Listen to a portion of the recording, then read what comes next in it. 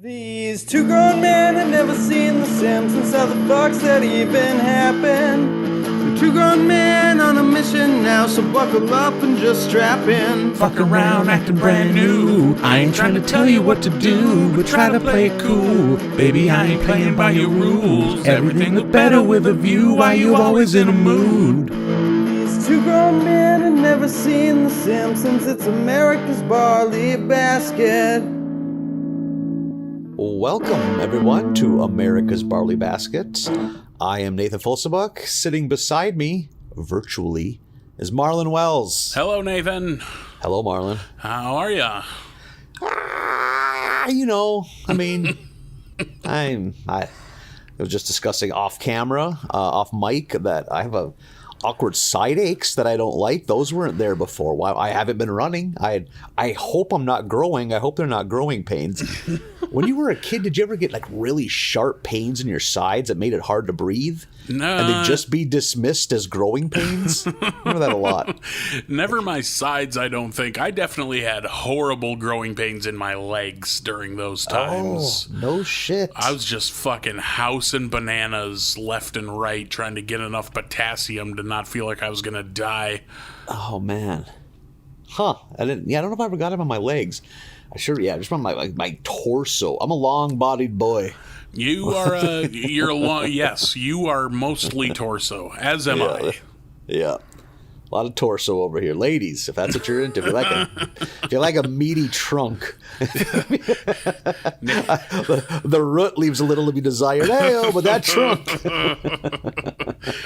I can't speak for Marlin. I've only seen him do it a handful of times. Nathan is 6'5" with a 22-inch inseam. Just all torso. Yeah. I gotta shop in the husky gent boy section for my jeans. Are these pants for a wheelbarrow? No, they're for me. Oh, I thought this was some kind of fun thing where you put pants on a wheel. No, it's not. 60-inch waist and 14-inch inseam. Who is this for? I shop at Stout Slacks for Men.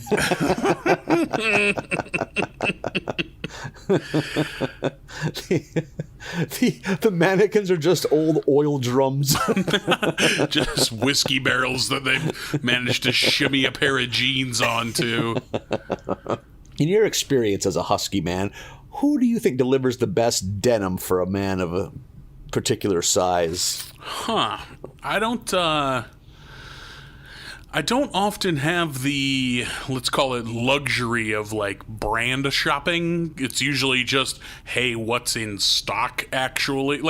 I wear a 29-inch inseam, which isn't a common inseam, so, like, I'm just happy if it lands within 4 inches of my inseam.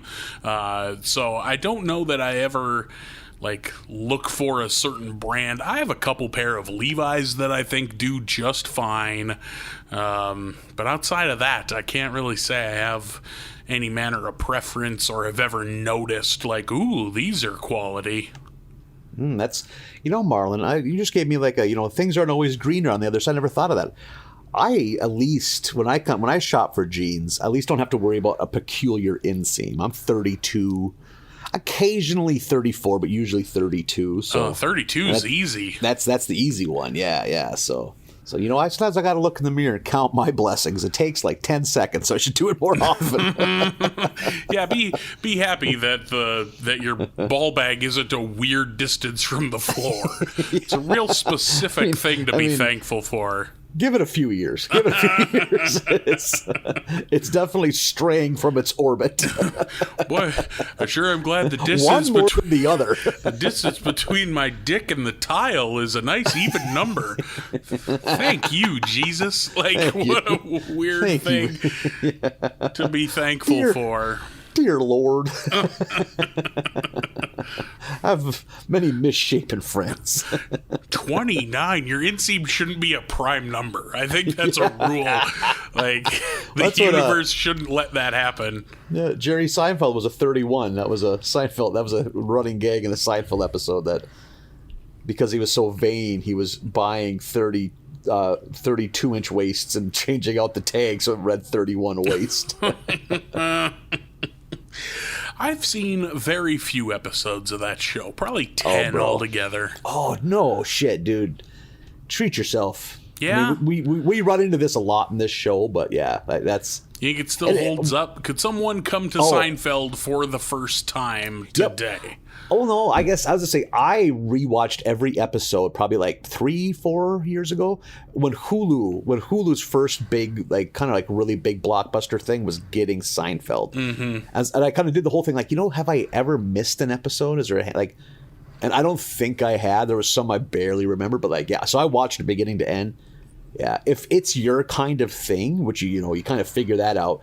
Maybe you got to get to about season 2 or 3 before you really catches it, hits its stride. But yeah, if you like it, you're gonna like it the whole way through. It's one of those shows. There's episodes so good. I'm like, I can't believe this was on network TV at 10 or at 8 p.m. Yeah. I from what I remember of seeing like maybe 10 or 12 episodes in my teens was like, boy, all these people are real insufferable. I don't like any of these people. Yep, that is a part of it. You gotta they are a tough gang to root for. I've always said that It's Always Sunny in Philadelphia is Seinfeld if everyone in Seinfeld was a fucking idiot. Yeah, I'd believe that because, I like that show, and those characters are all despicable as well, as far as morality and whatnot. But they're fucking funny, so I enjoy that show. And just from the talent, I mean, Jerry Seinfeld's not a good actor, but like Elaine, like Julie Louis-Dreyfus, and can't even think of the real names. I'm just so used to watching the show, like George. Like those three, Jason Alexander and the guy that dropped an N-bomb and destroyed his career, who played Kramer. Like, I keep wanting to say Keith Richards, but it's Michael Richards. I don't think Keith Richards of the Rolling Stones has ever said the N-word. Yeah, they're so talented. Maybe. It's so they're so good at it. So there you go. And I like Jerry Stiller, so my God, he was just a role he was born to play too. Like he just goes for it, hams it up, and it's just perfect. Yeah. Yeah, maybe I'll get around to Seinfeld someday. I want to shout out to faithful America's Barley Basket listener, Bryn, who has been as long as I've known Bryn, and it's been decades now, a staunch Seinfeld supporter. If I had to play Seinfeld trivia for my life, Bryn would be the first person I reached out to. She'd be on that team for sure. Yep, absolutely, yeah. Yeah, maybe I'll get around to it. It's not like I have shit going on. Yeah. It's one of 10,000 things a guy should listen to or watch or read. And the pile just keeps getting bigger. Yeah. We are doing our damnedest to work on one of those piles, which is the Simpsons. Yeah, we sure are. Damn right. We're gonna burst into season 9 coming in hot. Mm-hmm. We burst through those swinging saloon doors. We better time it so we both don't hit it at the same time, because that could be very demeaning. I don't want to have to get soaped up by a bartender so I can squeeze through it. You boys should have been shirtless. I got body image issues. 7th grade basketball all over again. More butter. Get up! Oh God! Butter perfect. The cheerleaders are practicing on the gym today. Great! Awesome. See my blossoming bosom. Terrific. Get that butter over here. Let's lube up these 2 walking titties and get them through the fucking door. Oh, good times. Sad times. Oh boy. Got realer than I thought it would. Yeah. But I kind of got ahead of us. We got a couple season 8ers we got to knock out here first. Yeah, we got to finish off season 8 before we can get to season 9. And we're going to do that starting with episode 24 of season 8, which is Simpsons Spin-Off Showcase. I love me an anthology, and I like these kind of Troy McClure presenting it. It did there was a moment of fear that this might be a clip show. Oh, dude, I legit had that. Linda Hamilton seeing the T-800 push yourself back down. No.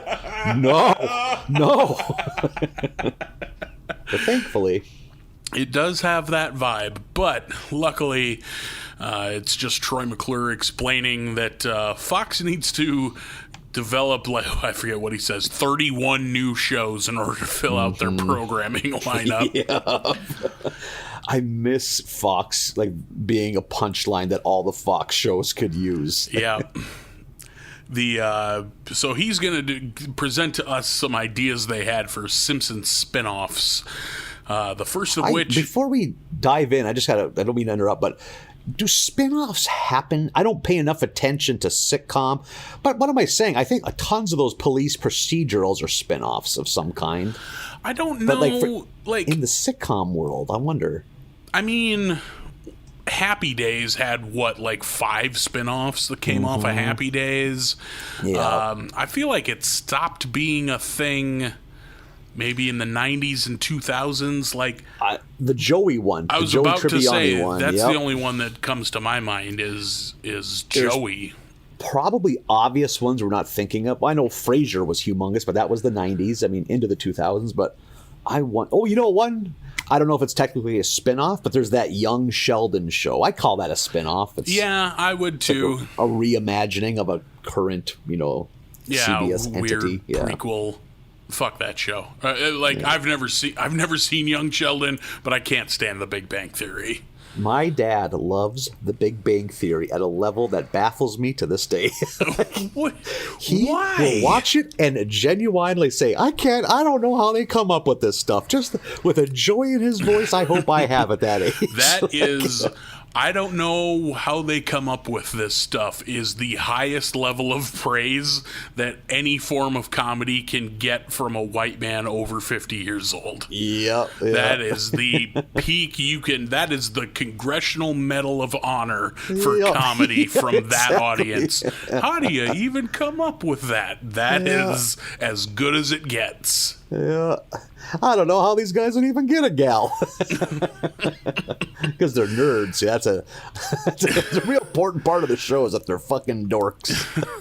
Shout out to my friend Jack over on their podcast, Huntsville Home Video, which you can find wherever you get your podcasts. You owe me, Jack. He once referred to Big Bang Theory as blackface for nerds. That's a good way to look at it. Yeah, he was not impressed with the portrayal of nerddom on that show. What does he think of Revenge of the Nerds? That's like a racist trucker comedy album of portrayal of nerds that your uncle buys on cassette. Oh my! The best I have stood up for Revenge of the Nerds. It's very problematic, but hey, I'm dying on this. It really is. The one nerd that is such a fucking basket case, he can't even talk. That's amazing. I think it's Timothy Busfield, who's like a respected actor, plays him. I think he's Poindexter. He can't even speak. Can't even put words together. Yeah. He's so nerdy, he's handicapped by it. He has handicap plates. He's such a fucking spaz. Fucking man. Oh, talking about a spinoff. I would fucking pay whatever premium channel put out. I would pay a subscription if there was an hourly booger-based TV show. Fucking booger. Oh my god. Few things make me laugh more than booger. And I mean, it's awful, but hey, I'm pretty awful too. I haven't seen that movie in probably 20 years.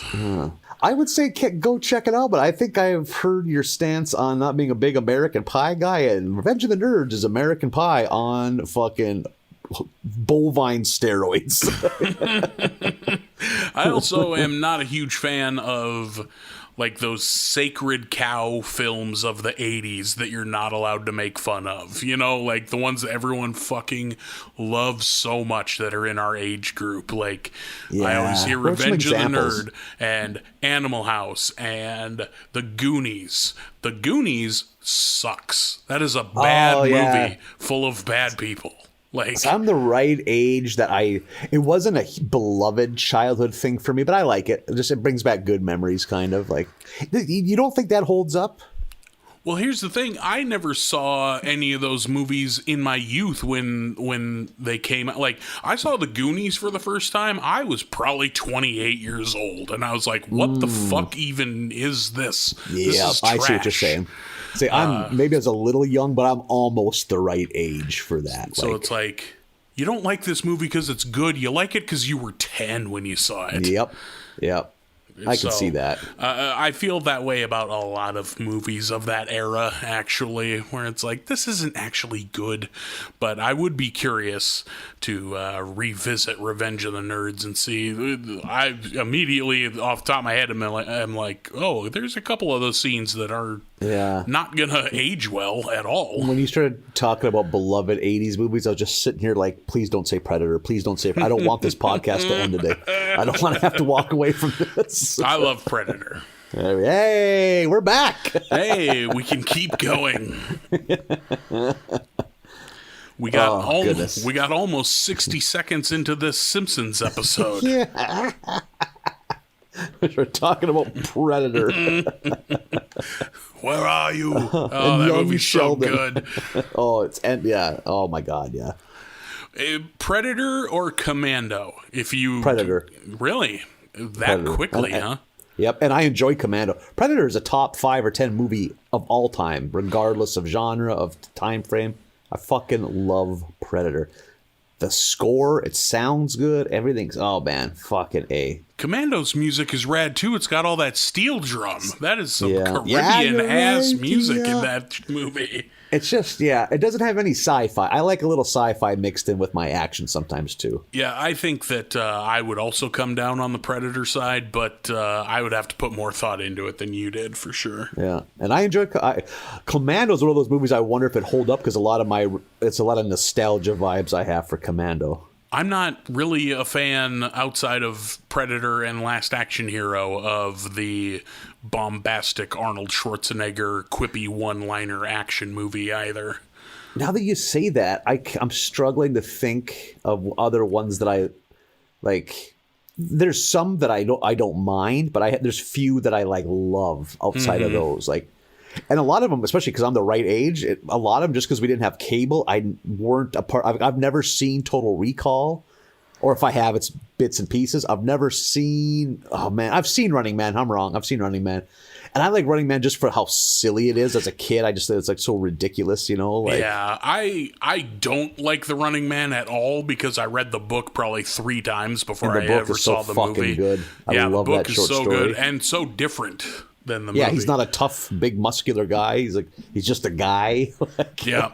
So when I got around to seeing The Running Man in my 20s, I was like, this is bullshit. You guys ruined all of it. Yeah. But Oh, dude, he is also the fucking Terminator. He's got that. Yeah, let's not He's got forget another the hit. I Terminator. kind of forgot about that. Yeah. I wonder if those late model Terminator movies are any good. I've heard not, but Oh man, and I always, I saw the one where they really wanted to go a different direction with Christian Bale in it, and I mean, it financially was a dud, so they never made more. But I didn't hate it like some people did. I just oh well, that's. I mean, it's not fucking T2. It's not fucking, T1. I even liked. Maybe likes a strong word. I enjoyed fucking Rise of the Machines with the lady Terminator. is that 3? Yep, that'd be 3. Yeah. That's the last one I watched, and I was like, this is a piece of shit, and I never watched another one after that. Then I'm trying to think who was John Connor. He's a good actor that I think has a really troubling issue with heroin. And he's so talented, anything he shows up in. Nick Stahl is his name, and yeah. I'm of a breed of, I don't want to say rare breed, but I do think I'm in the minority of liking Terminator 1 more than Terminator 2. They're both really fucking good. I love, man, I like T2. I just hate kids in movies. So Eddie Furlong the whole time. I'm just like, go the fuck away. An alarming issue with children. Well, we don't got enough time to dig into that. Were you bit by a kid or something else? I just don't like, especially in movies and especially in action movies where it's like, hey man, we're doing a thing here and you're being a whiny little asshole. Like, shut the fuck up. We're doing a thing. He's basically like a fucking Dennis the Menace type character too. We're trying to do a whole thing. He's got a shotgun and we're in the LA River. Stop whining all the time. Fucking Terminator 2 is good. If just one epic scene after the next. Like that. Yeah, it's a hot when one. The T-1000 shows up and fucks shit up in that hospital and stuff. Robert Patrick. Has there been a better casting for a villain? That dude is perfect in that role. Yeah. Also shows up in a cameo in Last Action Hero wearing that cop outfit. And you're like, whoa. Shit. Yeah, he's on screen for most of a second. It's real quick. But yeah, it's just fascinating. Him. Yeah, it's him as that same character. His brother was in Nine Inch Nails and was the lead singer of Filter. Yeah, still is. Richard Patrick. Yeah. Look at him go. Couple of brothers really nailing it. What are you and your brother doing? Oh, boy. I mean, he's an adult, at least. He's got that going for him. Like, when they discuss him with my mom, they don't have to talk in hushed tones.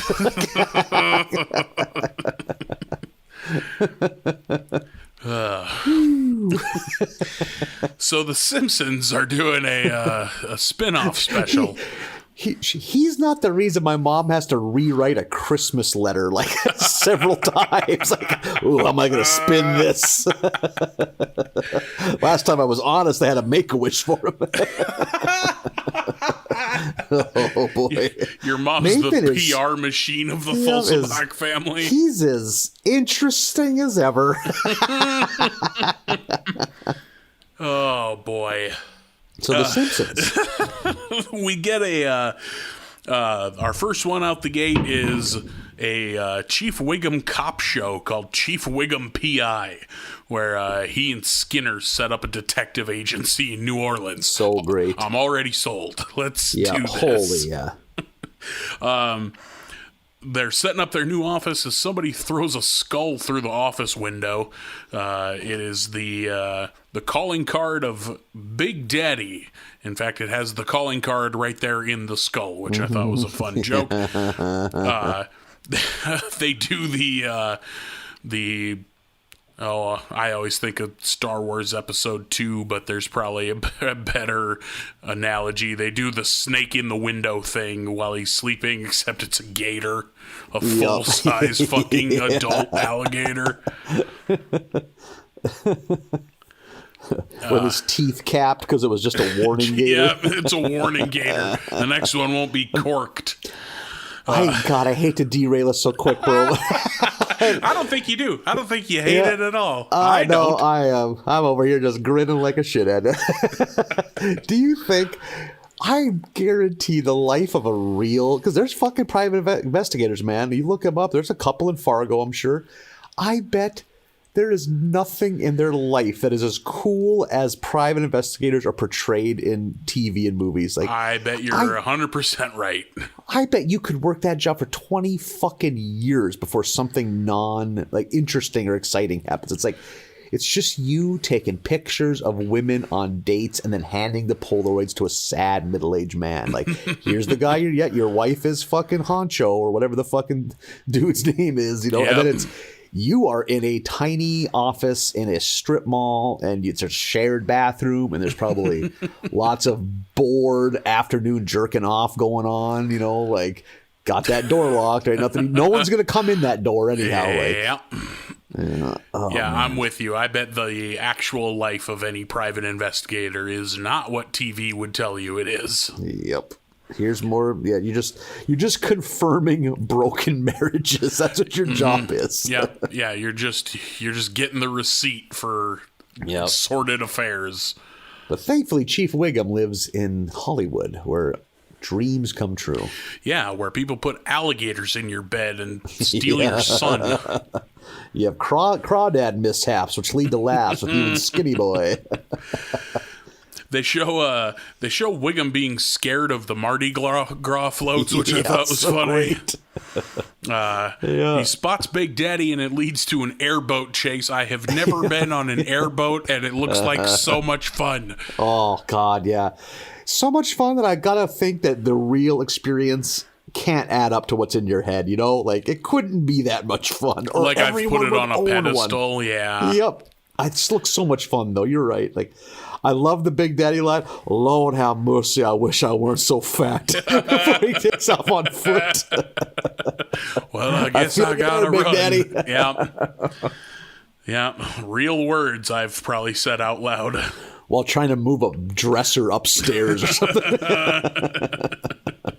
While trying to put my socks on. Yeah.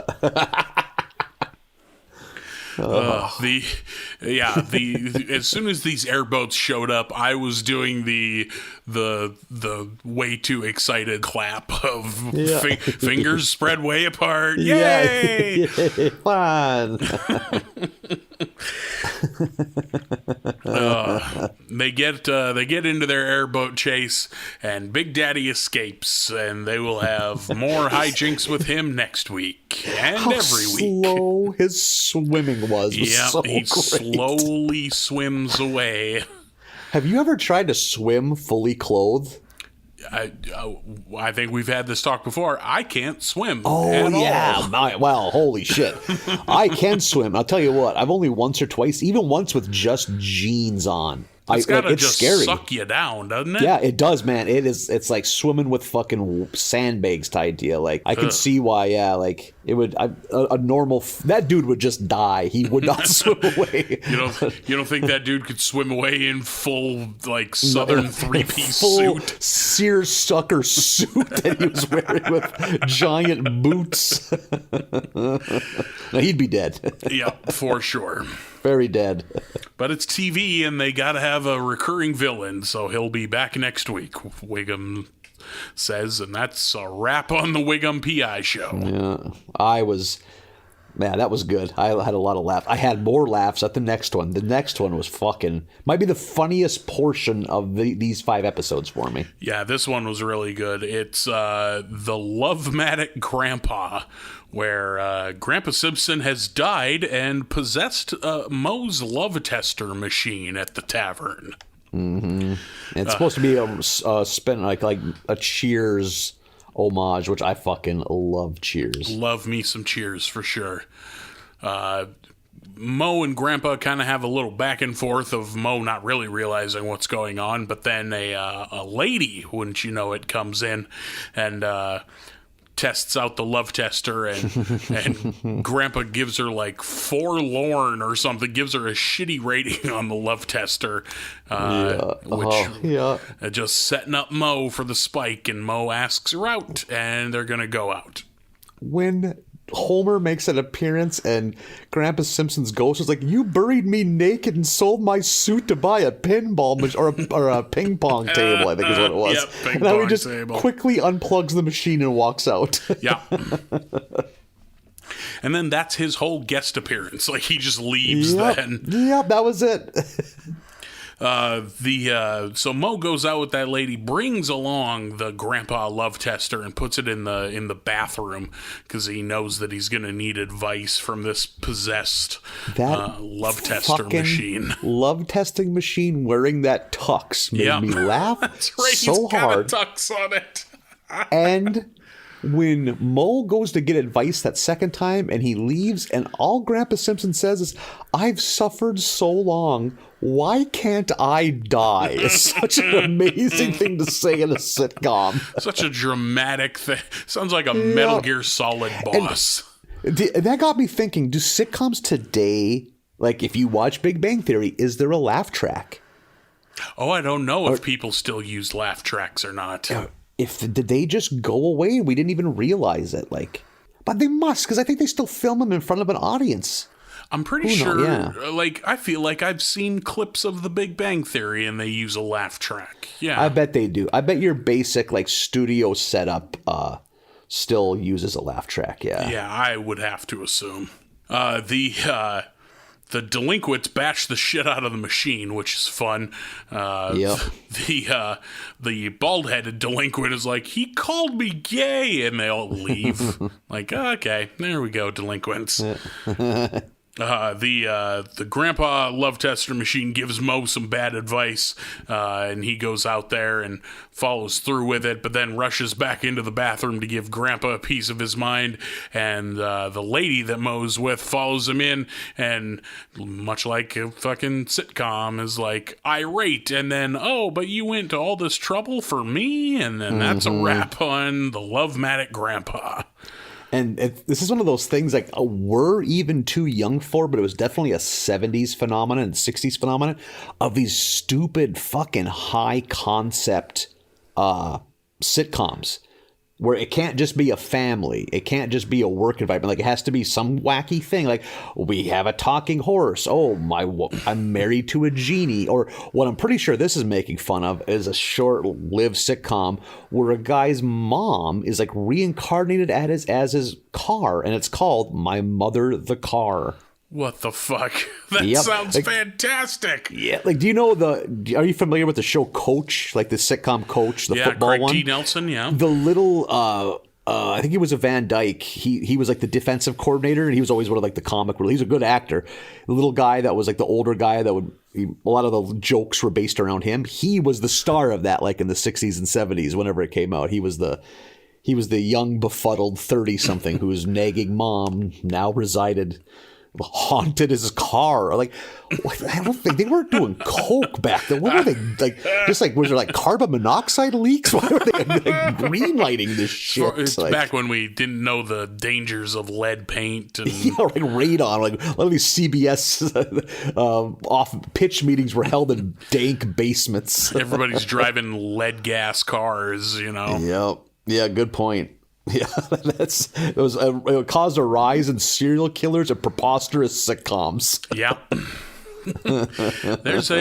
I couldn't tell you what episode it is because they've had like 500 of them now, but there's a real good episode of The Dollop that dives into the use of lead in gasoline and its effects on humanity. Like they show, like probably like by the mid 90s, we were reaching the first group of adults that didn't grow up in an environment soaked in lead. Yep. And hey, you know what else stopped in the mid 90s? Serial killing. I mean, not all obviously, but like it's nothing like it was. Like there was fucking multiple serial killers in like the greater LA area that killed dozens of people in the same 3 or 4 year span. Like, yeah, there's a pretty profound correlation between us stopping putting lead in gasoline and henceforth burning it off into the air, and a decrease in crime. Who'd have thunk? There was just lead everywhere back then. Just tits deep in lead.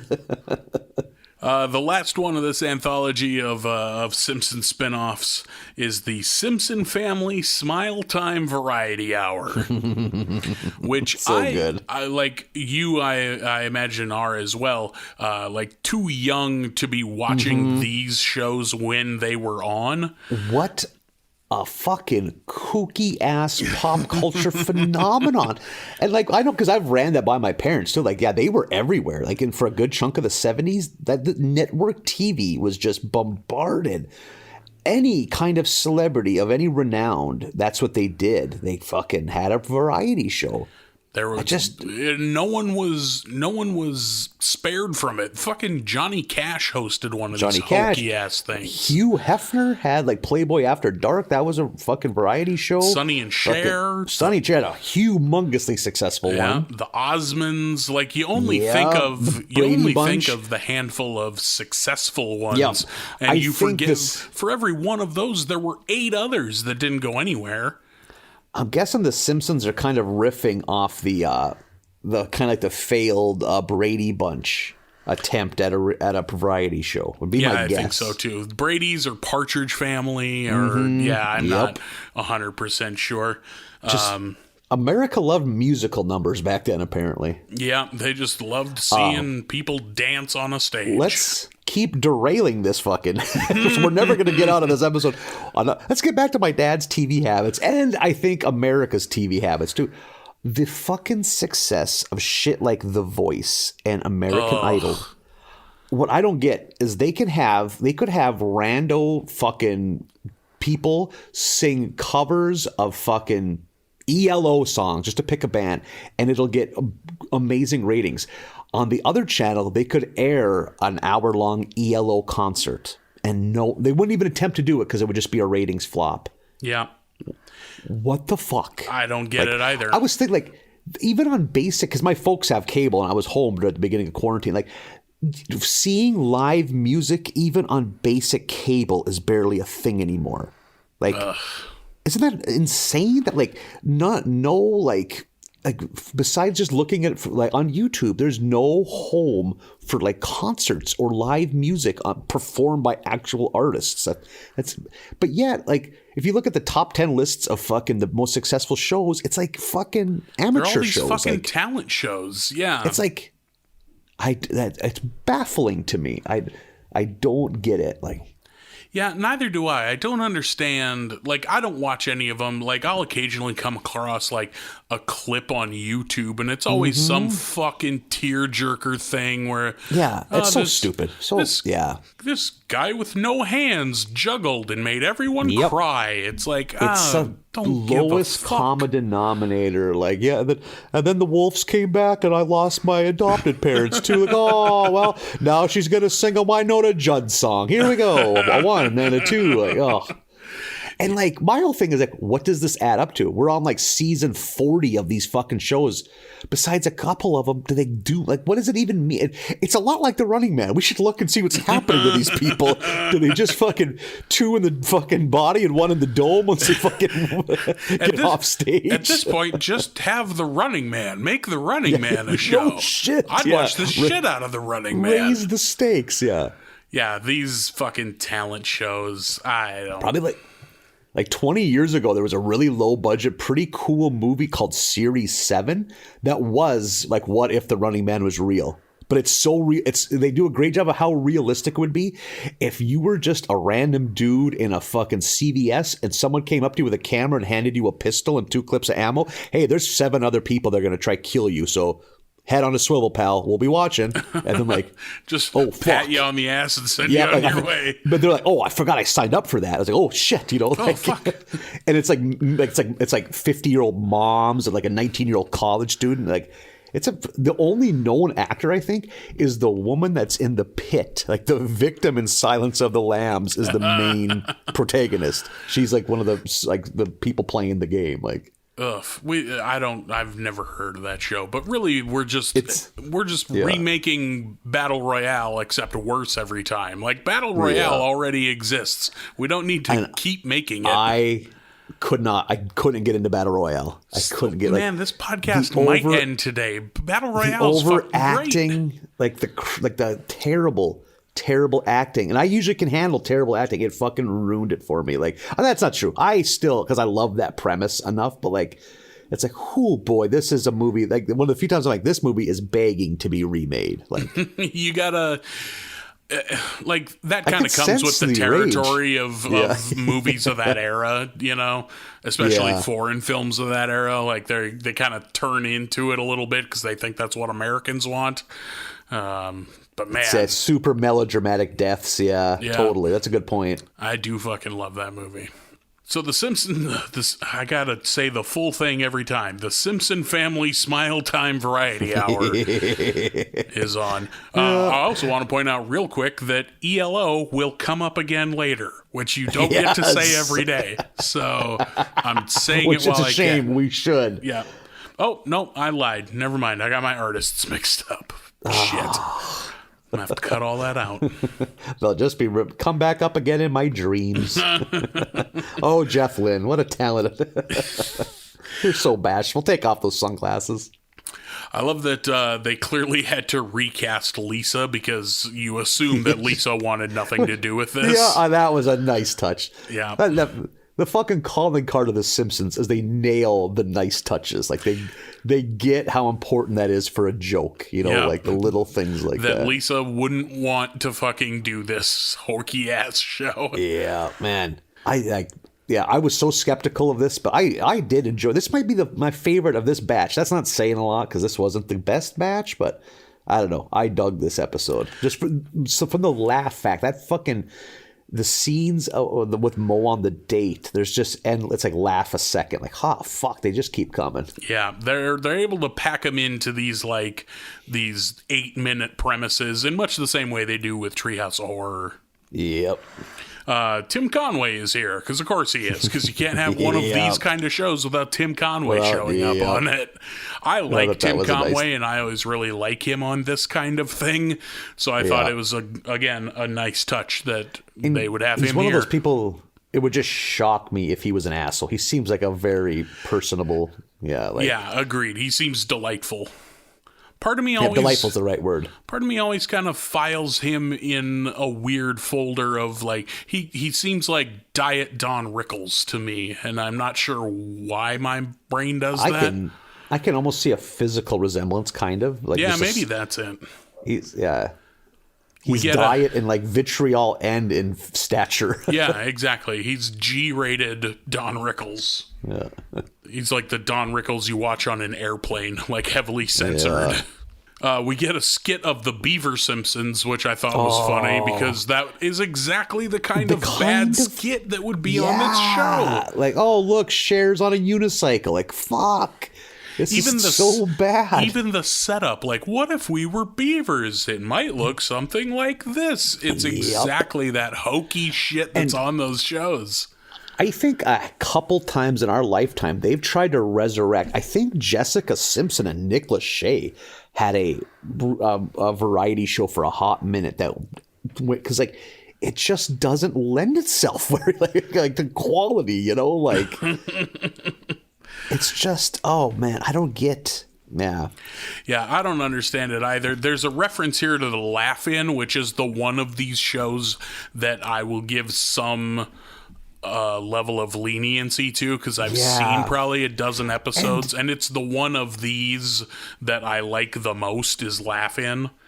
And I think, does Laugh-In lean more towards being a sketch comedy show than a... Yeah, it's way closer to sketch comedy. I can't think of a lot of big musical numbers in those. Right. There weren't a whole bunch. There was always the thing where everyone's dancing and then occasionally everyone freezes and it zooms in on two people who deliver a line and then it goes back to it.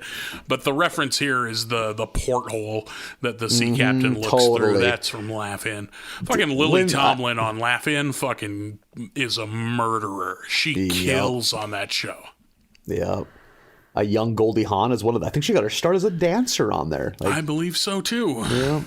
In my head, when would it be is it a good correlation to say that Hee Haw is like a hillbilly Laugh-In? It seems like absolutely. A lot of the beats of the show are very similar.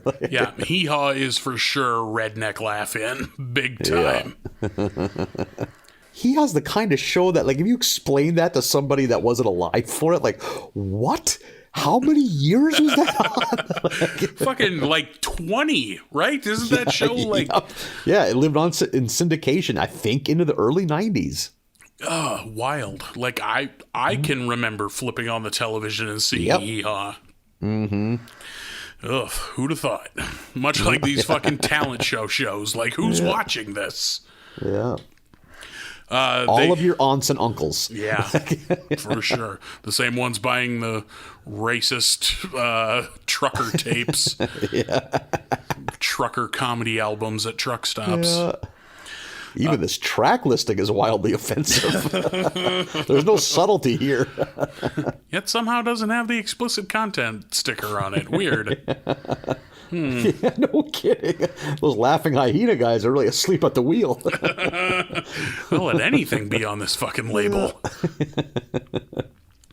Oh man, I'm happy you picked up and knew what that meant, knew it was the label those were all on. Yep. Oh, for sure. Yeah. I've been in truck stops, my friend. Yeah.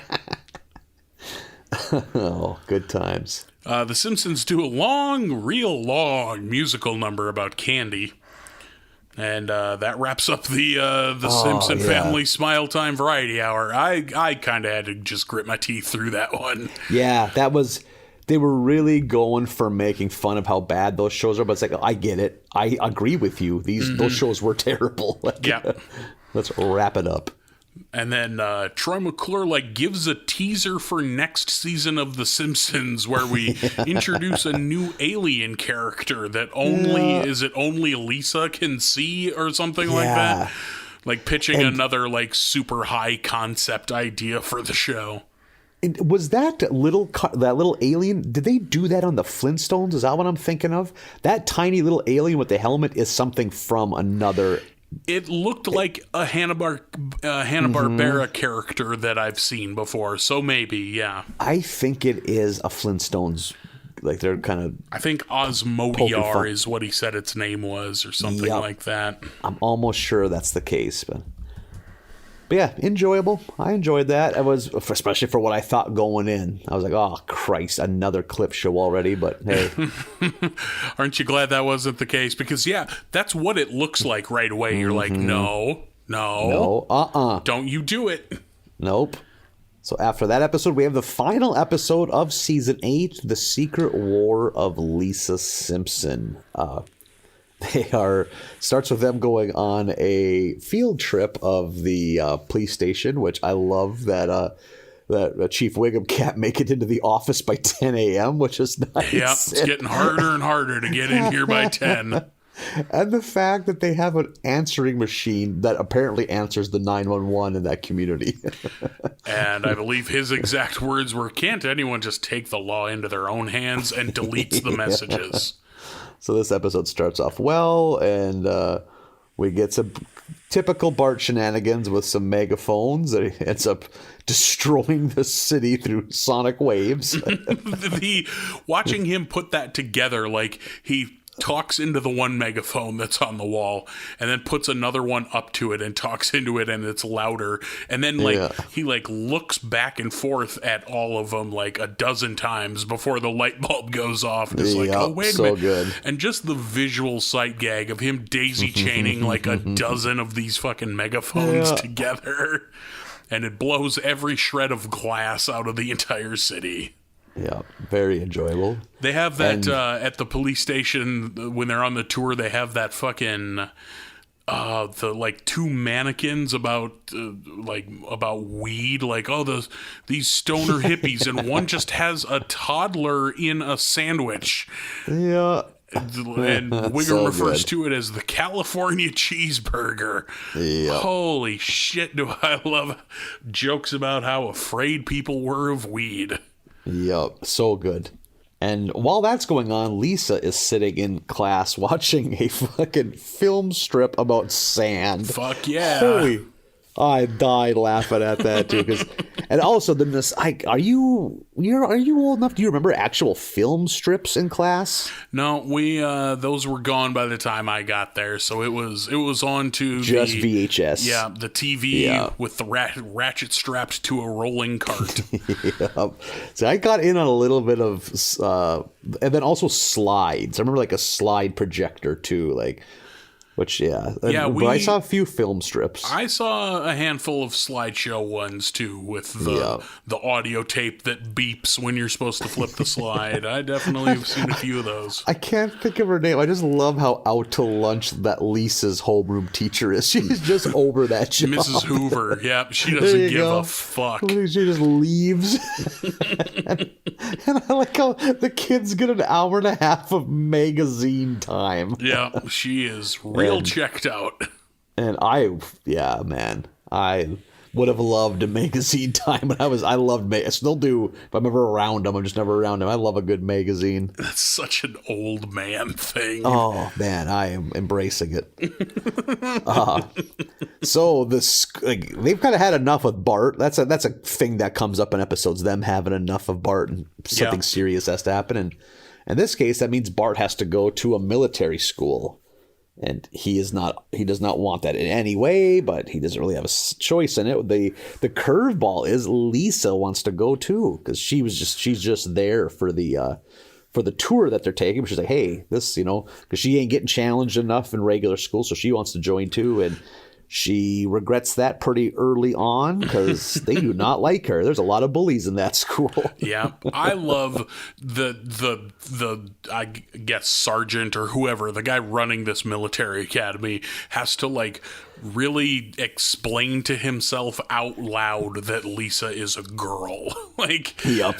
Yeah, he just can't wrap his brain around it. So let me get this straight. You're a girl wanting to go to the school. Like, he's working through it out loud, like staring longfully out the window the whole time, which I thought was very funny. And we've come up with this subject a few times is our military academy something that only exists on TV? Absolutely, or is it just, for sure. That can't be a real thing. Like, how far would one have to try? Well, I know like super rich kids go to that, like prestige. Like I think like Donald Trump went to like some kind of like, it's for like fancy boys. Mm-hmm. Like, yeah, he for sure went to a military academy.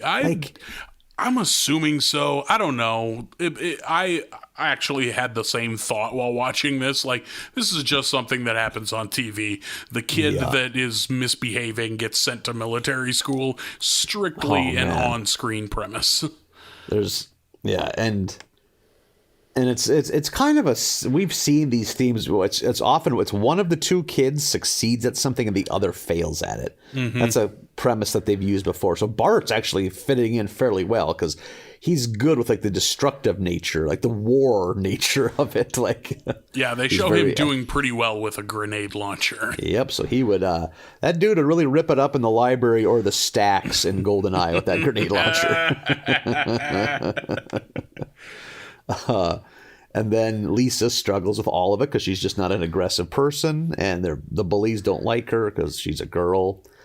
And she finally gets, they're getting towards the end, but there's a giant rope climb thing they have to do that's just preposterously high off the ground. Yeah, over I think he says a full British acre of Connecticut thorn bush, which I thought was a real funny combination of words.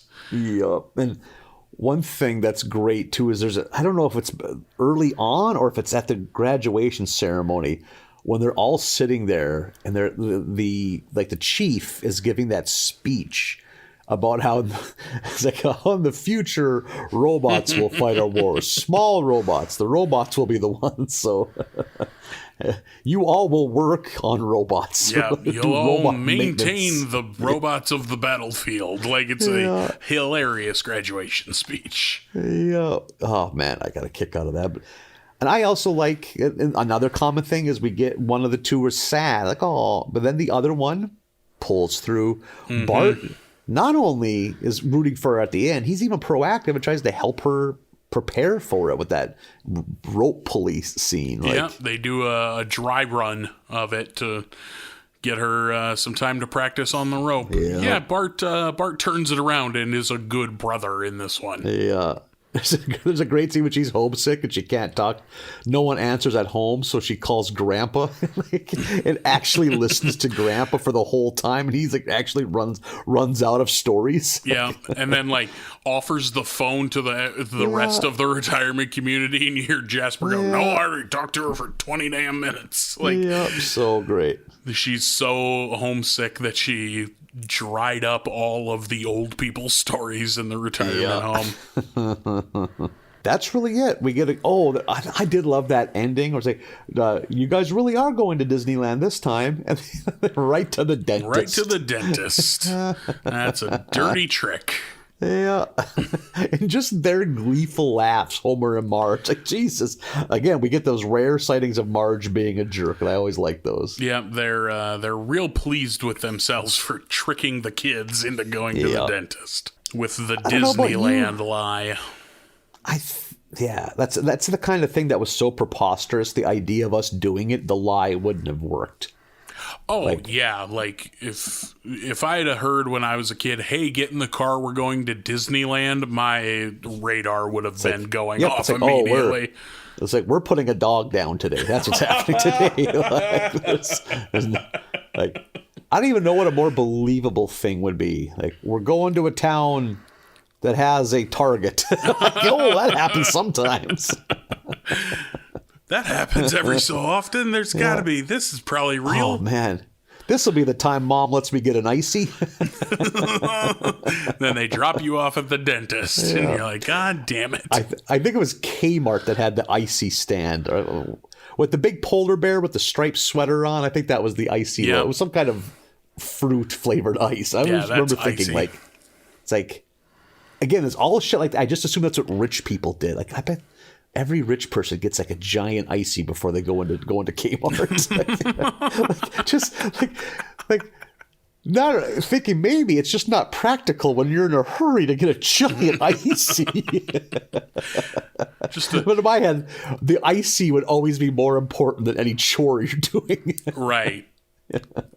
Walk around fucking Kmart with a liter full of crushed ice and cherry syrup. Yep. But that was a fine episode. Nothing spectacular. I don't know. Yeah, it was all right. It was fine. It was, nice happy ending. Like, those are always good. Yeah, it was a more positive. It was, just not a big laugh one. But I liked a lot of those bits in the beginning. Just the visuals of Mrs. Hoover being so fucking out to lunch. Yep, like, that's a good really point. got a hold of me. I thought that was very funny. Just like she just takes the one newsreel off and puts on another one from like the 50s about the moon, because they're all talking about maybe someday we'll go to the moon in a futuristic sense. It's from the fucking 50s. And then, the lights come on and she's just gone. She left. Like, I got a lot of laughs out of the Mrs. Hoover stuff. So that puts a bow on season 8, and we are jumping into season 9, Marlin. Killing it. What's the fall of 1997? Yep, September of 97. Would have been entering my senior year of high school. It was just starting to dawn on me that all the good times were going to end, and reality would set in, the crushing reality.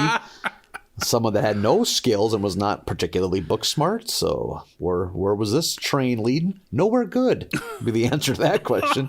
And I was one of those people that even then I was like, oh man, I don't want this to end. Like, I wasn't one of those, oh man, looking back, we had a lot of fun in high school. It's like, no, I knew we were. And I knew it was going to not get better after that. Like, I was one of those people that lucked out and went to school with a bunch of fun people, like, especially for like small town North Dakota. Like, I won the lottery for good friends and also just fun people, like funny people. Like, man, what that must have been like. Yeah, just gonna say, from the silence on the other end, I do not feel like my sentiment is shared.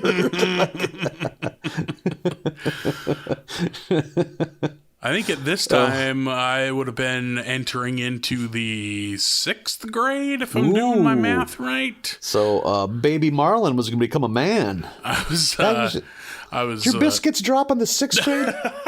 You can remember? I can remember the month. not when your biscuits drop. I'm not quizzing you.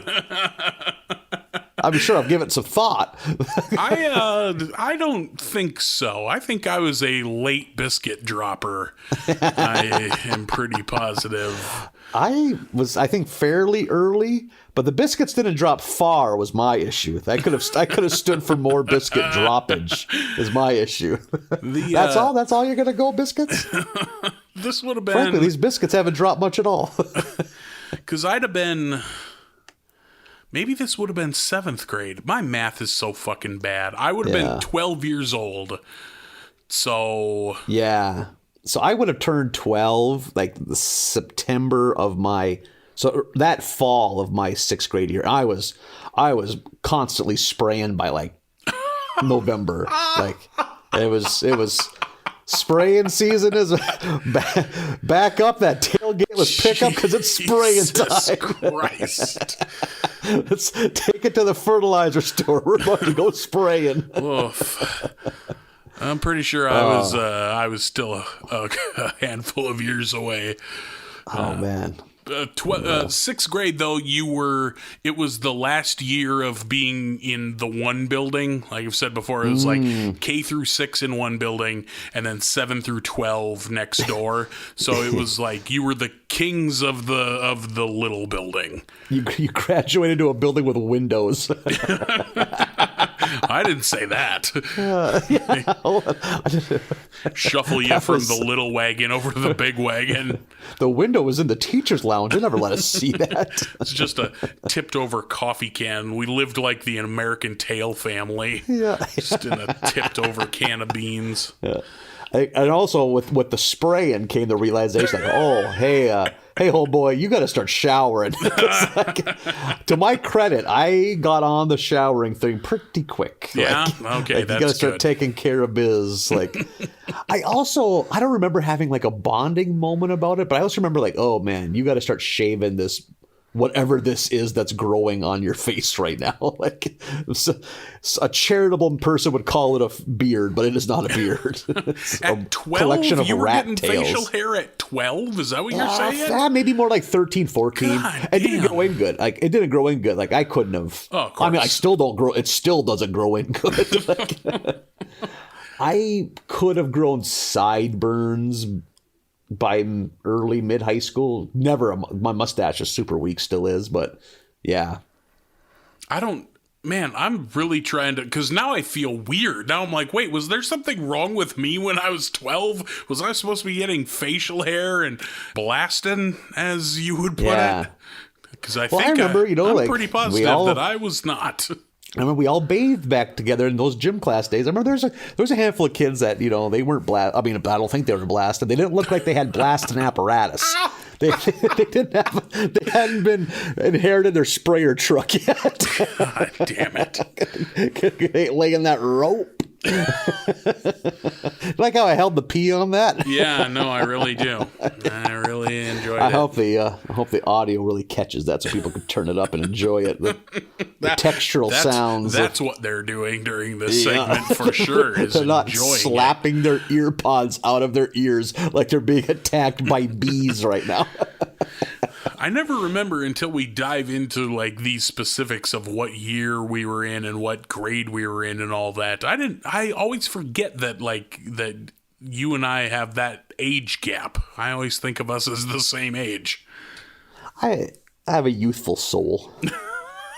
And as we were discussing earlier, like, I never see the sun, so I'm aging pretty good. Yeah, that's true. I mean, the product itself is piss poor, but it's still in pristine condition. Yeah. It's like having a fucking Chevette with low miles. It's like I want to get caught dead riding that thing, but God, it still looks good. it's like a mint on card He-Man guy, except it's Manny faces. Like, yeah, okay. Or fucking Ram Man. Oh my God, his legs don't even move. Why didn't I buy Webster? God damn it. So we get season 9. It's gonna be a lot of the similar thing where they're in Sundays. They're now entrenched into their Sunday time slot. And we've had a lot of good laughs about the shit show programming behind The Simpsons over the years. We have. But now I think we're going to settle into a lot of King of the Hill. But thankfully, there was like a 3-month gap, like around like winter into spring when they didn't show King of the Hill. And instead, there was a new sitcom called Damon. Any guess who starred in that? Is it Matt Damon? Nope. Damon Wayans. Oh. Damon Wayans. Okay. Those are the two. I had a 50-50 shot. It's a buddy cop sitcom with Damon Wayans as a smooth-talking undercover cop, and David Allen Greer, who popped up in a lot of sitcoms and comedy type things at this time. And he's like a kind of like a dopey rent-a-cop. That was the dynamic. And it didn't last, obviously, because none of us have heard of it. So, what? yeah.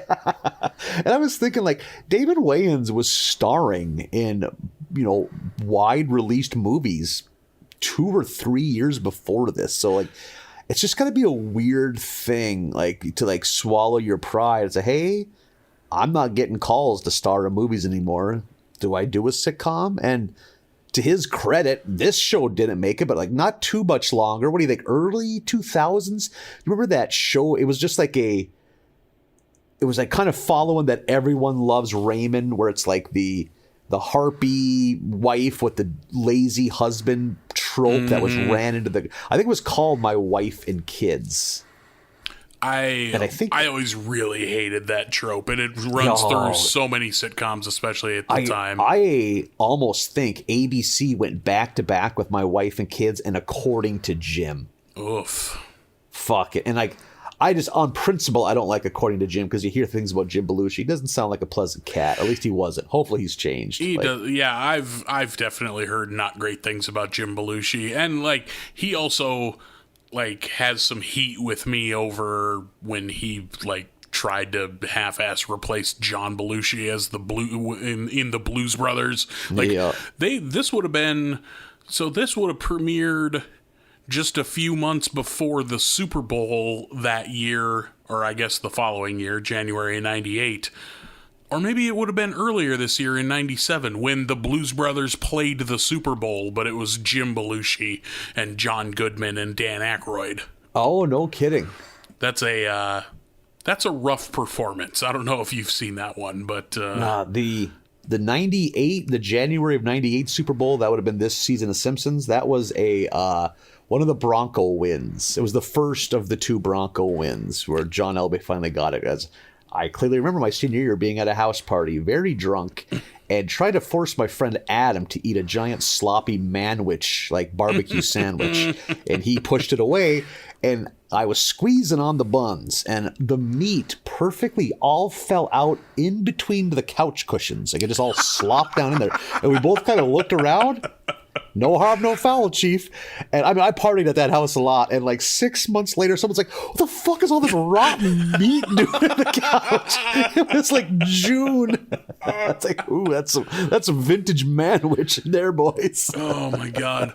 What different places we were at the same time, because I remember that Blues Brothers halftime performance of the Super Bowl that year was billed kind of as the Blues Brothers have escaped from the Chicago penitentiary and are headed to the Super Bowl.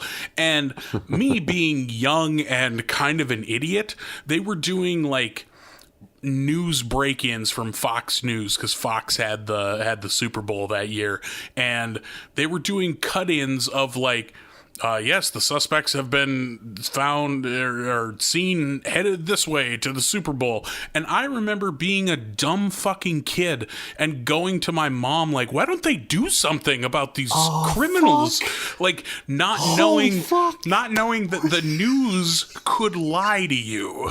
Yeah, it's so great. And not understanding that this is a joke or a put on. But they're breaking in all through the first half of that football game, just like, you know, wanted criminals, John Goodman and Dan Aykroyd and Jim Belushi are headed to the Super Bowl. And me being like, why won't someone stop them? Your mother sitting there trying to enjoy some chips and dip or whatever, and her giant son is worried sick about fictional bluesmen. These fictional blues musicians are a menace to society. You're coming unmoored to your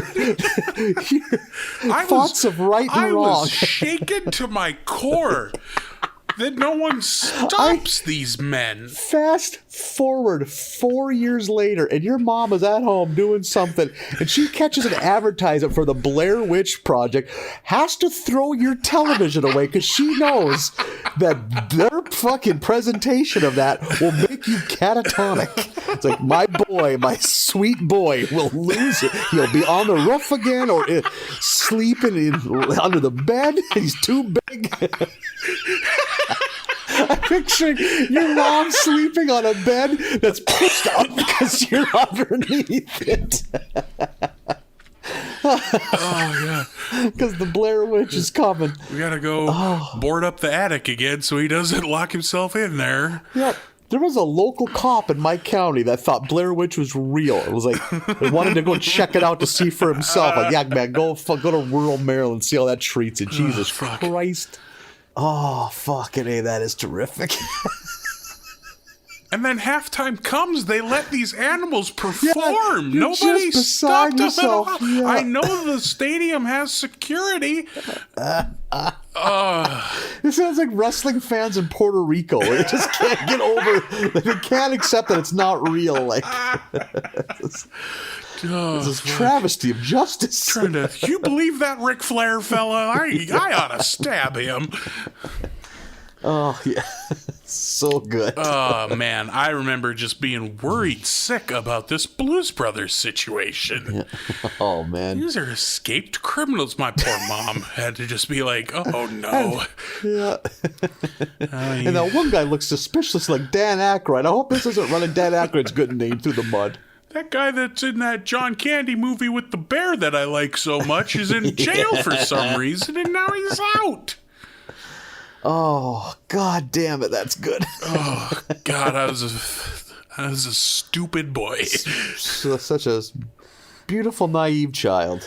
Someone's got to do something. This is serious. Oh, my God, so great. Oh, boy.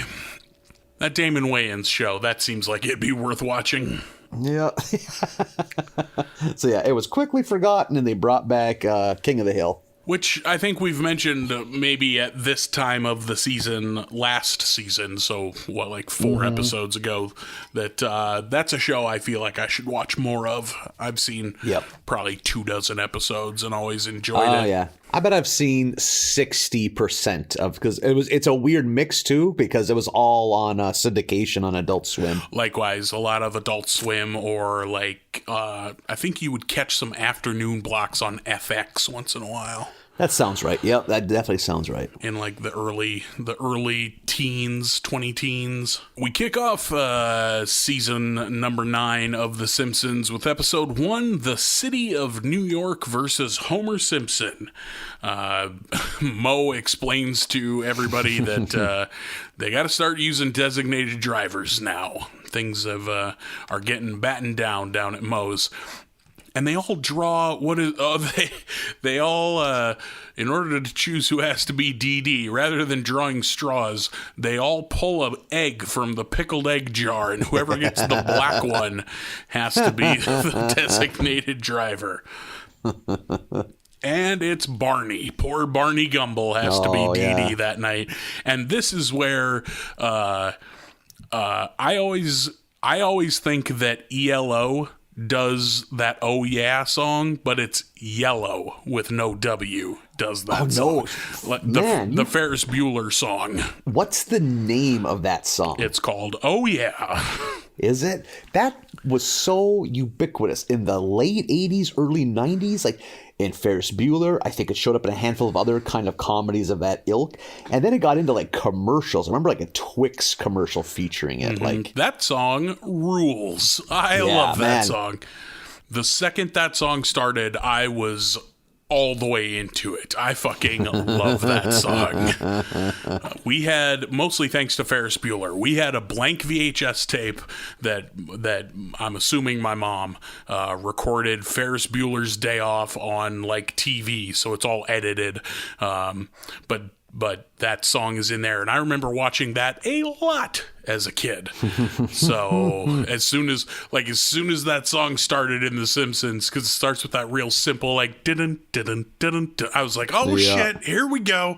Also, totally the song that a beer mobile would use in 1997. Yeah. And I wonder, I was at least early 90s, it would have been by far the choice of something like that. Like, yeah, you would have gotten fired for not choosing that song in 1992. But what do you think the genesis of that song is? Was it made for that movie, or is it something they just found that some synth band put out? Like, I have no idea which came first. If it was like a song for the movie, or I think it was totally a thing all on its own, and then got picked up because Yellow's a real band. So, I mean, that's probably their only hit, but. It's kind of like almost like Goodbye Horses from Silence of the Lambs. Yeah. Yep. Like That's the only Forever Known. The only song Q Lazarus ever sang, I think, is A song I dig. That song rules. Like, yep. That lady who sings in that has a real raspy, throaty voice that I'm pretty into. If you would have told me that was a dude, I would have bought it. I had no idea. Shit, maybe I'm wrong. Yeah. But I think that's a female singer. That song, yes, I love that song too. Just one-hit wonder movie songs. That's probably a theme of songs we should sing during our opening at some point. Oh my God, yeah. But the dulcet tones of Yellow's "Oh Yeah" start playing, and Barney kind of knows what's up right away. He's like, he's not doing well with being sober right now. And then once that starts, he's just like, oh no, not now, not today of all days. The Duff Party Mobile pulls up outside, and Duffman and some dancing ladies are there to show everybody a good time. And whoever sent in, I think he says 10,000 Duff beer labels. We got a giant mug full of this special Duff Extra Cold for Barney Gumble. And Barney just kind of has a mental breakdown after that. Yeah. Everyone I'm else shocked. is partying except poor Barney. I'm shocked it took this long for Duffman to show up. Yeah, this is the first time we see him, and I definitely, he's someone I think of when I think of The Simpsons. So, and I think of Duffman as an early 90s type invention, too. Because by the late 90s, we're getting to those frogs. Like the Budweiser frogs, yeah. And the WhatsApp commercials. Yeah. Like, that's kind of what they're advertising. But Duffman, I think of more like, there was a Budman. Like, that seems more like early 90s, late 80s. But I feel like it is the first appearance. I looked it up. We didn't miss one. Yeah, no, I feel like we are in late 97 kind of past the point of like mascots for a lot of things, you know? Yeah, like, very good point. Like, some of them stick around most of my forever. childhood, like, what was the dog's name? Spuds McKenzie. Spuds McKenzie. Fuck yep. yeah, the party dog. Yeah. But like some companies, their mascot sticks around forever, like the Michelin Man or Chester Cheetah. Yep. But yep. Very good point. I feel like a lot of them shrugged off mascots around about this time. Yep. Very good point. Yeah. Barney takes everyone home and is barely holding it together. And then we cut to 2 months later. Barney and Homer's car are still completely missing. Homer's putting up flyers, and a white limousine pulls up and drags Barney out of the trunk and throws him to the curb. So great. Homer, still furious that his car is still missing, gets a letter from the city of New York that they have his car because it was parked illegally and it'll be like impounded and crushed if he doesn't come get it. Yeah, dumped into the river or something like that. Yeah, dumped into the East River on your dime, basically. Yeah. Do you have ever been to New York before? I never have. I would like to. Nor have I. I would like to visit. I think it would be, not anytime soon, obviously, with the Roro, but I think I would enjoy like a 4-day weekend in New York. Yeah, I don't really have any. I'd just love to visit. But I don't really have any draw towards it now. But man, again, it's a lot of it's nostalgia. I love anything based in like grimy ass 70s or 80s New York City. Back when New York City was just a shithole. Gross ass pre-Giuliani. Yep, exactly. Just filth and like I took some intro to music type class, one of my many attempts to failing out of college, and the professor kind of had some like a cool backstory. He was like in a new wave band in the early mid 80s in New York City. And he talks about doing like an all night recording session, just like in like their shitty ass little rental studio. And he said, I went outside to smoke in the alleyway and I felt like I was stepping on bugs. But he said, I looked down, the whole alleyway was just like carpeted with crack vials. Jesus. And it was crunching crack vials under it was like 6, 7 in the morning. Like, and he said it was just like a zombie movie. They're just like people laid out or just stumbling in a stupor around everywhere. Like, yeah, I don't think you make it far if you do a vial of crack cocaine. I think you're kind of there for the foreseeable future after that.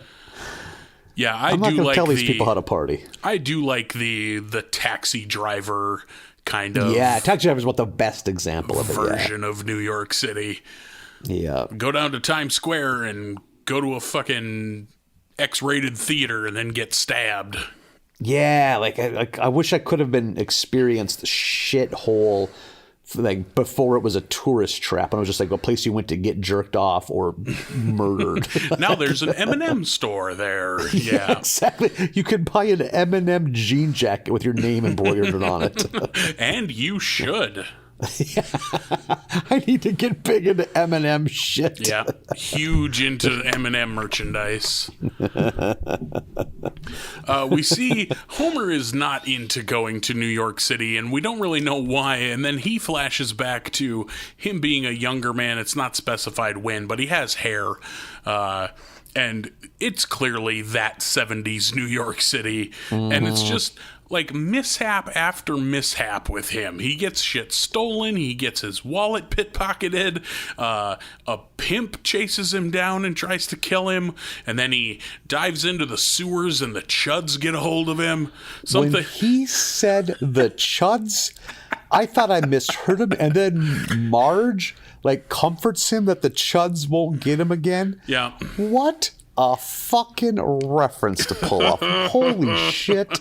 Bravo, Simpsons. Yeah, I wonder how many people were getting a Chuds reference on The Simpsons in 1997. Yeah. Holy fuck. And to those that don't know, the Chud was like a pretty forgettable horror movie like from the mid-'80s. Yeah. About I think it stood for Cannibalistic Humanoid Underground Dwellers. You nailed it. So it was these freaks that lived underground in like the sewer system of New York City. I've only seen bits and pieces, and was always wasted. I've heard it's not good. It's not even it's boring. It's kind a of B horror movie. It's it's the 80s produced so much of that schlock. Like it's the same as any of them. Like so many like people like kind of are getting into horror. Like maybe they've seen the best of B horror, they love it. But like you got to realize a lot of shitty horror movies where they cut the budget is in the violence and like the kills. So it's just way too much exposition because that's way easier and cheaper to film. Like, so like way cheaper to film someone talking than it is someone getting their head ripped off or it's like some other fun effect. Yeah. The family loads up into the other car. Or no, they take a train? Yeah, they take a train to New York City. They excitedly mistake a group of bearded Jewish men for ZZ Top immediately. Yeah. That's so good. Have you ever taken Greyhound everywhere? Maybe we've discussed that. Never taken a bus, never taken a train. I would like to do like a long cross-country train trip. I think that would be fun. Yep. Maybe I'm wrong. Maybe it would be awful. But in my head, it would be great. Train is dicey. I mean, if you spend the money and get the baller ass... like a little your own little coach or whatever they call it. Like it's basically a tiny little hotel room. Oh yeah, I want like the Mr. Burns train car in the episode with Rodney Dangerfield. Yeah, I took the train for the first time since I was like 9 from Minneapolis to Fargo a couple summers ago. So it's man, it's you get to really see a hell of a cross section of humanity on that. Like. There was, I think maybe, I hope I haven't told this before, but it was the overnight too. So it was like from midnight till 3, 4 in the morning. And there was a 50-something-year-old man with his 80-something-year-old mother. And this is pre-Roro, but she had the most alarming, wet hacking cough for 4 hours. And she could barely keep her head up. She was so weak and sweating her fucking ass off. And I'm just like, holy fuck. And then he looked at me, yeah, man, we're going to go to Fargo. I guess they got the best doctors in Fargo. I'm like, oh, no. What the hell? Have First of all, misled. No. I mean, like, I'm sure our doctors are you get the same doctor here you will in Toledo, Ohio. Like, there's nothing special going on here. Like, do you mean Rochester? You should have got off like 3 hours ago. Like, there's a pretty rad hospital in Minnesota. Like, yeah, I don't think Fargo's known for its medicine. Yeah, but that lady's life literally depended on it. So I hope those doctors really brought their A game because she was ill. You and me, train trip. Let's do it. Yeah, if it'd probably be better to have 2 plus-size gents, because then we could sit together. Sure, would it be uncomfortable? It would. But what's more uncomfortable is the awkwardness of having someone sitting next to you that's a stranger that openly despises you because you're taking up 75% of the bench seat. Yeah, it's just like flying. And if you're all about the YOLO and the yeet, then trained is for you. There ain't no employees anywhere. It's just like, what do we do, man? You want to get on the train? Here it is. Give me $80 cash, and you can get on this train. And I'm sure once you're on it, it's all self-governing. It is the Wild West, I'm sure. It's like, is this Fargo? Do I need to jump off this train right now? Like, I don't want to go all the way to fucking Billings, because I'm sure that's the next stop. Fuck no, I don't want to go to Billings. End up in Montana. The last time was not good. Yeah. I think it's Montana's waiting for you. Montana's ready to give you a second chance. Montana can fucking wait. I'm fine. You're doing okay. You're embracing a Montana-less lifestyle. Homer goes for the car, and the rest of the family goes sightseeing. The Simpson car is parked in Twin Towers Plaza, right between the two towers, which was weird to see, but it's 1997. I was just going to say, I don't know if you've been paying attention to the news recently. Why? What happened? They're not there anymore, Marlin. Those goddamn Blues Brothers. Yep, that's who it was. What they'll tell you is it was Islamic extremists, but if you don't follow the lamestream media, I got some videos I'd like you to witness. Oh, good. Really open your eyes. Yeah, let's really fall down that rabbit hole. John Goodman does not have an alibi for September 11th, 2001. Where was Aykroyd during all of this? Yeah. So the car is parked there, and Homer is supposed to wait for a parking official to show up. Much like the cable guy gives them they give him a window of like sometime between 9 and 5. So he's got to just sit there and wait for him. A food vendor comes wheeling his cart up selling Klav Kalash, which I tried real hard to find, and that is a fictitious food, which I was sad about because I was like, it looks real good. It looks like some sort of sauce-smothered meat on a stick, and I'm pretty into that, but turns out it's not a real food. Yeah, I couldn't even tell what they were attempting to pretend it was. So Homer has some of that and drinks several cans of crab juice, which is alarming. I was very turned off by the phrase crab juice. I was not into that at all. He sure was. And then, of course, leads to a fucking sight gag of Homer needing to pee but not wanting to leave the car. So he finally can't take it anymore, and he runs into the one tower and gets to the top, and the bathroom's out of order, so he has to go to the other tower and takes the elevator all the way up and finally gets a restroom, and he does like a real long groaning pee. Yep. There are few things better in life than when you finally get to release like a triumphant piss that you've been holding in. Just, the relief, just the like mentally and physically is so wonderful. Homer's really enjoying it until he looks out the window and sees that the parking person he was supposed to meet, of course, came while he was in the bathroom, and looks around and waits for a minute and then writes a new ticket and puts it on the car. Homer gets down there and finally just snaps. He wants to get out of New York before the sun goes down because of his previous experience with how horrible New York is. So there's a boot on his car, and he just goes for it anyway. And the fucking sound of that boot ripping apart his fucking fender was haunting. Like just the screech of metal tearing as he just takes off with the boot on his car. Meanwhile, the rest of the family is still out. Bart, I thought of you right away, gets to visit Mad Magazine headquarters. Boy, does this show fucking love Mad Magazine. Yeah, that era of baby boomer, I'm sure most of the writers are. They cut their teeth on Mad Magazine. I'm sure it's a huge part of their childhood. Yeah, I like as it was mine. I like the receptionist being like, look, I'm sure you think it's some zany bullshit behind this door, but I assure you it's not. And what's the mascot's name? The kid with the gap in his teeth opens the door to relay something to her, and it's just madcap fun happening back there. Yeah, with like if you know Mad, just some of the most. Some of it was like animated versions of the Mad writers. Remember, like it was like Don Martin just chilling out back there. And then also like the characters, like you see Spy versus Spy for a split second there. That's the extent of my Mad Magazine knowledge of Spy versus Spy.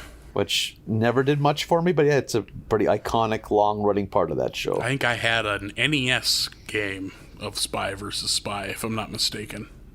Oh, no doubt. Yeah, I remember that.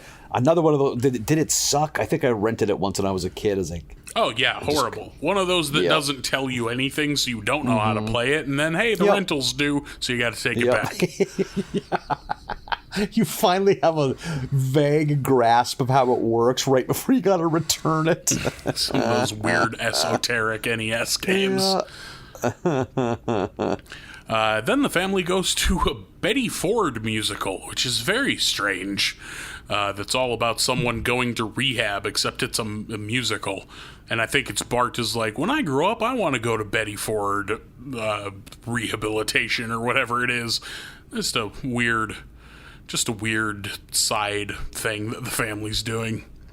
Homer, we show him, he's still driving with the boot on his car, and he pulls over and takes a jackhammer away from a construction worker and jackhammers the boot off of his car, and then grabs the family and they take off. They get themselves out of New York City before any more mishaps can happen to poor Homer.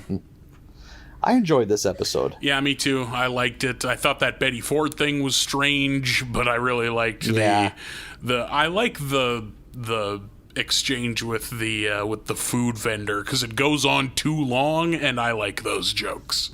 Yeah. They like them a lot on The Simpsons too. Like you can tell the writers do. Yeah, I like a joke that goes a few beats past its prime. So we are up to episode number 2 of season 1. Season 9. Season 9? Season remix. You fucking hammered or what? Yeah. I've been doing a little light huffing. I'm not gonna be chastised by you for the choices I make in my life. a little dab of glue, and that's don't worry about what I'm wood doing. Wood glue is low carb inhalants. We're up to episode 2, Principal and the Pauper. There's a celebration held. There's a whole kind of like Mrs. Mom Skinner or Mrs. Skinner basically browbeats Principal Skinner to going out for the evening, even though Friday is usually their silhouette night, which is so great. Okay, yep. And so depressing. This is how a single man is going to spend the rest of his life. Yeah, his Friday night at home with his mom doing silhouettes. But little does he know, there's actually a big celebration to celebrate his 20 years as principal. And there's this whole school is in on it, and they seem pretty like into like there's not a lot of assholery even from the shitty kids. Like they're kind of into it, like they're giving their all. It's pretty sincere. Ralphie's all is not good, but he's trying.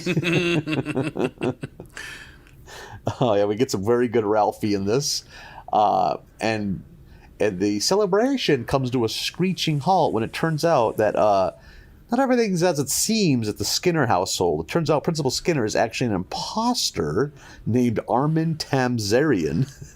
Yeah. And the actual Seymour Skinner was Armin's sergeant in Vietnam, and he became almost like a big brother / surrogate father, because Armin was a street tough from Capital City. He's an orphan that grew up tough on them streets, and he assumed that Principal Skinner was blown up and I think a bomb was dropped as he was running into the jungle, and he thought it would be the right thing to do to let Mrs. Skinner know what happened, but just some kind of weirdness. She accepts him as Seymour, and he doesn't say no.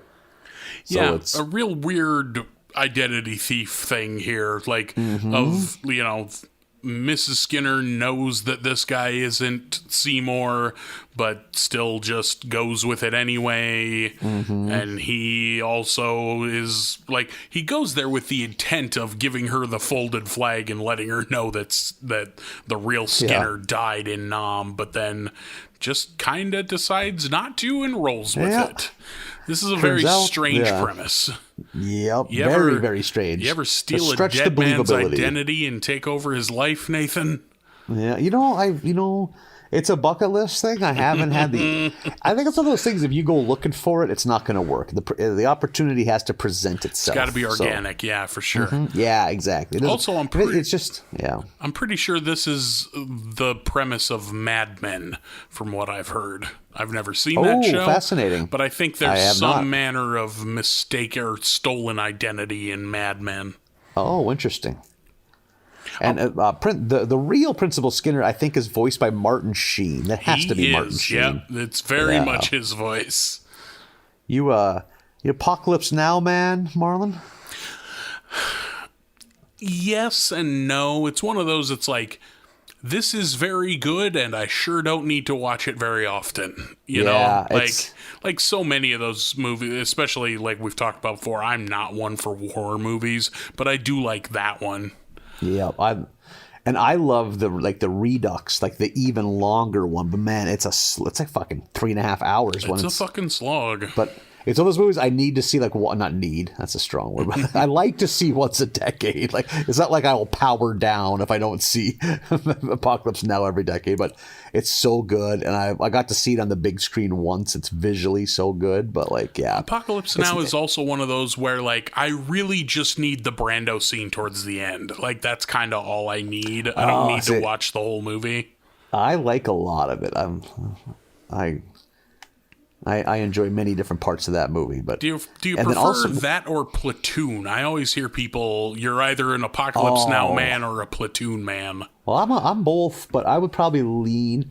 I would say Platoon is a more palatable movie because it's not as long. But I think I think I'd still lean Apocalypse Now. I think so too. I mean, I think really like Platoon. I think the payoff, like the Brando payoff at the end, is better than anything in Platoon. Yeah, by the time you finally get to Brando, it's like he's been like the goal of that movie for going on 3 hours. So it is big when they finally, and there's the heads on the sticks. Yeah. It's like, what's going on? And that whole scene's done well. Like the speech about the pile of inoculated arms. Yeah. It's a good flick. It's been probably 10 years since I watched it. I should give that another go. There you go. I like a first date movie. Yeah. Oh, for sure. Hope you're comfy. I'm trying to think if there's anything that I actually really like Martin Sheen in, or if he's just in a lot of things that I've seen. See, I was going to say, I don't really know him. Like, he's in a movie called Badlands from the mid-'70s that I really like, but then it's like, did he just take a 20-year nap until West Wing became a thing? Yeah, maybe. Like, I'm struggling to think of shit that isn't West Wing that I know Martin Sheen from. For me, his best performance is he's a voice actor in Mass Effect 2, and he's great in that. So that's awesome. I think he plays Charlie Sheen's father in Wall Street, like in the late 80s. Oh, that sounds right. Yeah. But that's a small role. I mean, it's a big movie. It was a relevant movie at its time, but yeah. Yeah, he's one of those weird names that, like, is ubiquitous, and I don't really know why. Yeah. Maybe he struggled to choose the right movies in the 80s and stuff. Yeah, I could see that being a thing. That could be. He's good in this, for sure. Oh, damn right. Yep. And so basically, which I'm baffled by, the whole community is like, "Yep, see ya, Armin," and we're gonna give everything to the real Principal Skinner. Like, yeah, you think 20 years of goodwill are kind of casually tossed aside, and he seems kind of okay, like he's accepting it, and we get him and Mrs. Krabappel, which. We don't need to go into my love of Mrs. Krabappel. There's a great scene where she's like trying to convince him to stay. It's like, oh, it's that, whatever he says, like, that's that wit a sense of humor that just makes me want to marry you right now. And she just so wants that. He's like, but I got to get going. Yeah. He's been renting a storage unit for 20 years. And he's got his leather jacket and his old motorcycle in there. And he jumps on those and goes back to Capital City. And gets a job as a sidewalk barker for a topless bar, and him reading the script for that titty bar is so fucking funny. No feeling at all, just reading words off the page. And is there like a side story in this episode? What am I forgetting, Marlin? Is it this episode or the next episode where they turn the Kwik-E-Mart into like a freak show? That's the next episode. One. Yeah, this is This is not really a B plot in this one. Yep, I was gonna say, and I enjoy because I like the staff, like the school staff centric episodes. I've always been a fan of those. Mm-hmm. Anytime we can get more Mrs. Krabappel on screen, the better. Yep. One of the better running gags is when the real Skinner tells his like what he's been up to the last 20 years, and it's just heartbreakingly depressing. He was a POW that was traded in a slave trade in China. It was like in a manufacturing facility in Wuhan, which also in the news. Yep, topical. He was making sneakers in Wuhan until 1997. He finally made his way back. That's a rough go of it. So the community realizes, hey, we need to get the old Skinner back. And Mrs. Skinner realizes that, hey, this isn't my browbeaten sonny boy. He's living his own life. He's taken the car. He's been at the bar. It's like, where have you been? I was at the bar. I don't know what that is. Such a great back and forth. And the funny thing is, I like the new Skinner, or the old Skinner, however you want to look at it. He's not like mean to her, but he's just like, no, I'm not going to listen to you. Have a good night, Mom. I'm fucking 48 years old. Yeah, he's just a normal 48-year-old man, and she's not into that. But they decide we got to get him back, so they find his place in Capital City, and he is, oh boy. He's living. He ain't living the dream, but he's alive. He's got a little shithole efficiency apartment and drinking booze. Yeah, he's living. Yeah. But they convince him, hey, like, we want you back. We're gonna try to get you back, and he just magically ends up in his nice suit again instead of sleeping in his soiled underwear. And but the whole time, like the new / old Skinner's like, hey, wait a second, like I'm still here, because like they bring the replacement Skinner, and he's like, everyone's cheering. It's like, why are you cheering? I'm the principal now. Like, and they think about it. Well, we're going to come up with a way to make this work for both parties. And a nice flash forward cut to the original Skinner tied to a flatbed trailer. He's on a chair and he's getting hauled out of town. Yeah, they just tied him to a flatbed train car and shipped him out of town. That's so great. And then there's the scene that they end with the judge who like comes out and is pretty much just talking to the audience at home, and he decrees that like, nope, this is Seymour Skinner, and he always has been, and he always will be, and we'll never talk about this again. And that's so the end of the episode. Just like, well, we did this episode, and nope, this is just Skinner now. Don't expect any more. Yeah, I was bravo. Like on that storyline, like. But there were laughs. I'd play this maybe my second favorite out of this batch, probably. Like, yeah, I don't know. One, it didn't do a whole lot for me. It was fine, but it didn't. I wasn't losing my mind or anything. Yeah, kind of the same. I don't think that Principal Skinner is that interesting of a character. I love Mrs. Krabappel, but Mr. Skinner, I'm not nearly as hot on. See, sometimes I really enjoy him, other times not as much. But Krabappel is the crown jewel of the Springfield Elementary staff. For sure. She's my favorite. Our next episode of the day is episode number 3 of season 9. According to Disney Plus, it is episode 3 of season 9, Lisa the Simpson. Now, I don't know how this happened. I don't know what happened. But according to like the official lists of Simpsons episodes, episode 3 is called Lisa's Sax, but that's not episode 3 on Disney Plus, which is where we're watching these, obviously.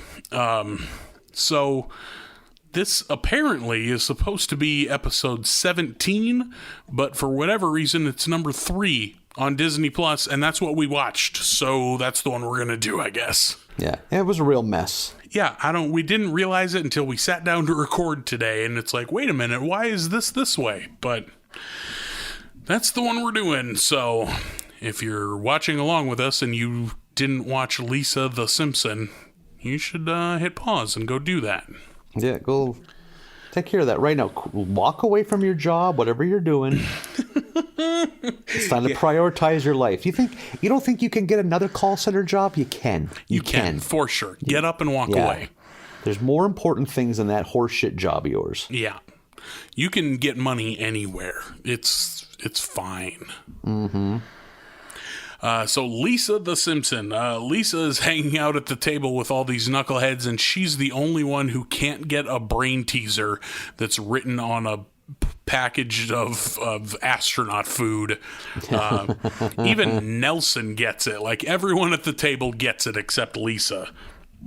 And then she's at her locker and can't remember her combination to get into her locker, and she forgets that there's some manner of science project today. And even Ralphie remembered. He has a paper bag that has blood dripping from the bottom of it, and he just says, I have a cow part, or something along those lines. I think that's it. I think it's cow part.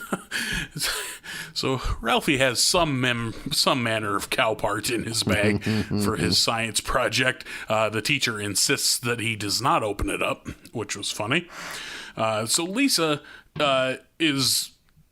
she thinks that she's turning dumb. She's like had all these things happen all in pretty quick succession. And she's like, what the fuck is going on? Which I've had days like that, Lisa. I get it. Where I can barely clothe myself and be like, what is going on today?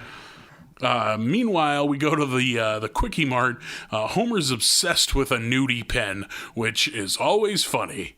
I love a good tip the pen upside down and all the ladies' clothes drain away pin. I haven't seen one of those in a long time. Yeah, it's been years and years since I've seen a nudie pen, but they're out there in the wild. While Homer's at the Kwik-E-Mart, Jasper cleans all the ice cream out of one of the freezers and freezes himself in it. He has a note that says, like, oh, I'm freezing myself, thaw me out when, we can put my brain in a robot or whatever he wants. Yeah. Like, he just wants to be in the future where he can live a better life than he does now. We go back to Lisa, who's at home. She can't play sax anymore either, and she knows that she can't because Homer suddenly likes her saxophone playing, which is atonal and garbage, and so she knows that she's not doing it right. Yeah. And that's when Grandpa Abe Simpson explains that the Simpson genes will eventually make you stupid. And we get to see, like, some of Bart's old reports cards where, like, oh, even at his age, or even at your age, he was still pretty smart. And then from there, the grades all deteriorate into nothingness. There's that good scene with, like, the flip image. It's like a smiley face that goes to, like, nothing to a frown. It ends with, like, a skull and bones. Yeah, that was a good visual gag. So Lisa is worried that she's destined to be stupid because of her Simpson genes. We get a good DNA newsreel at Hibbert's office of explaining how DNA works. Yeah. I remember DNA being in the news a lot in the late 90s. There was exciting DNA breakthroughs or something, but it must a lot of DNA talk. Must have been between that and Jurassic Park in 93. DNA was at the front of everyone's mind. Very good point, yeah.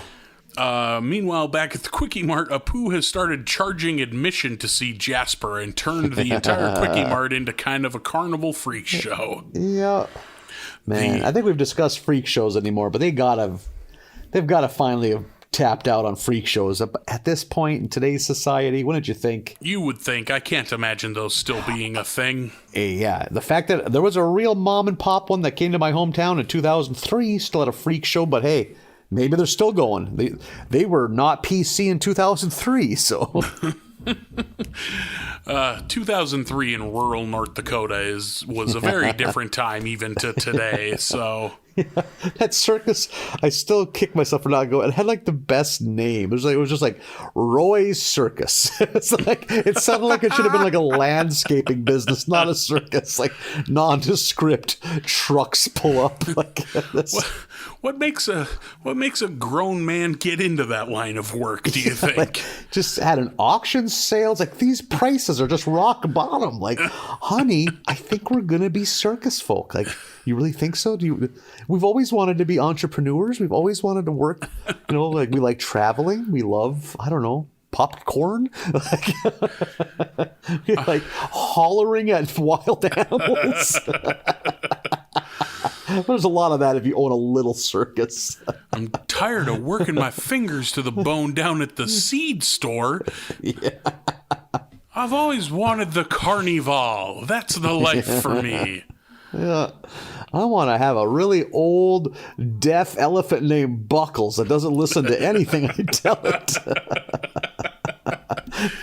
Buckles always tries to get in the cab of the truck.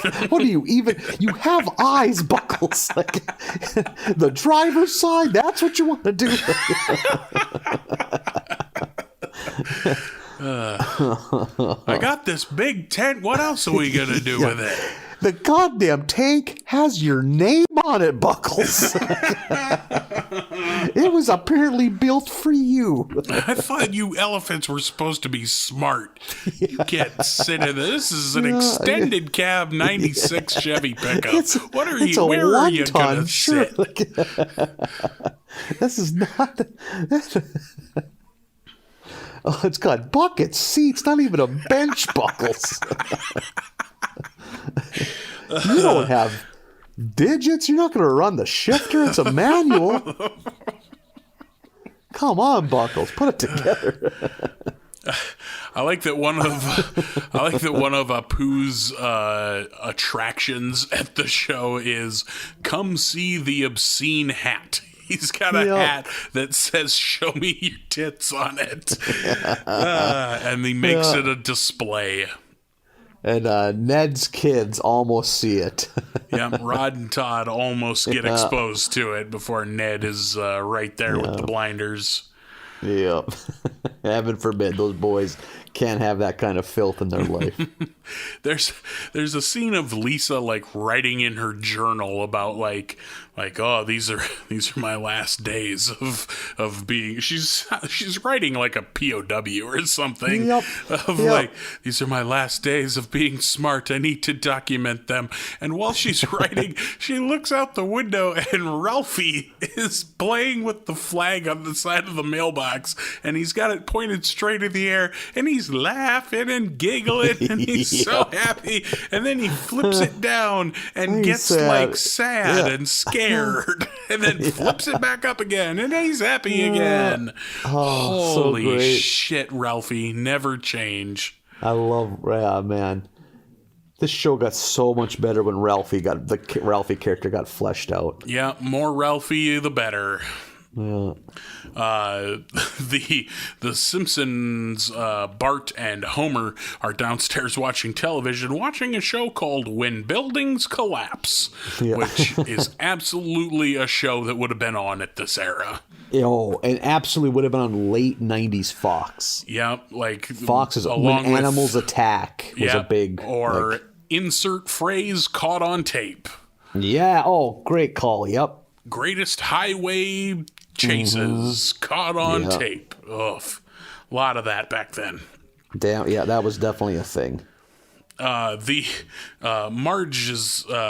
calls that dinner's going to be ready soon, but they're hungry now, and it's revealed that one of the couch cushions is just full of candy bars that they've been sitting on and squishing and melted this whole time.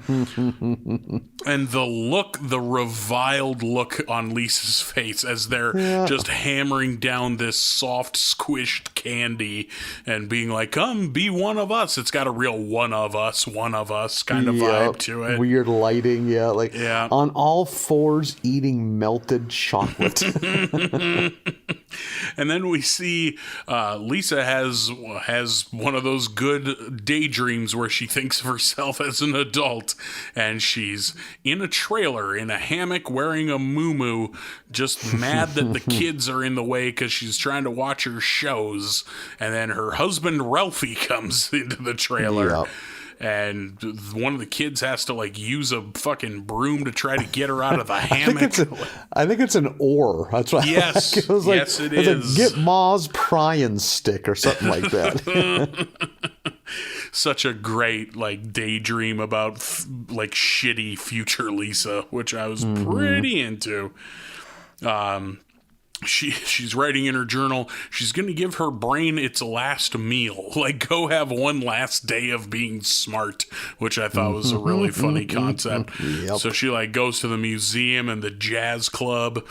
Back at the Kwik-E-Mart, a fast-talking Texas oil tycoon comes in and says that he represents a group of rich oil tycoons who buy dumb stuff, and they want to buy the Frozen Man. Yeah.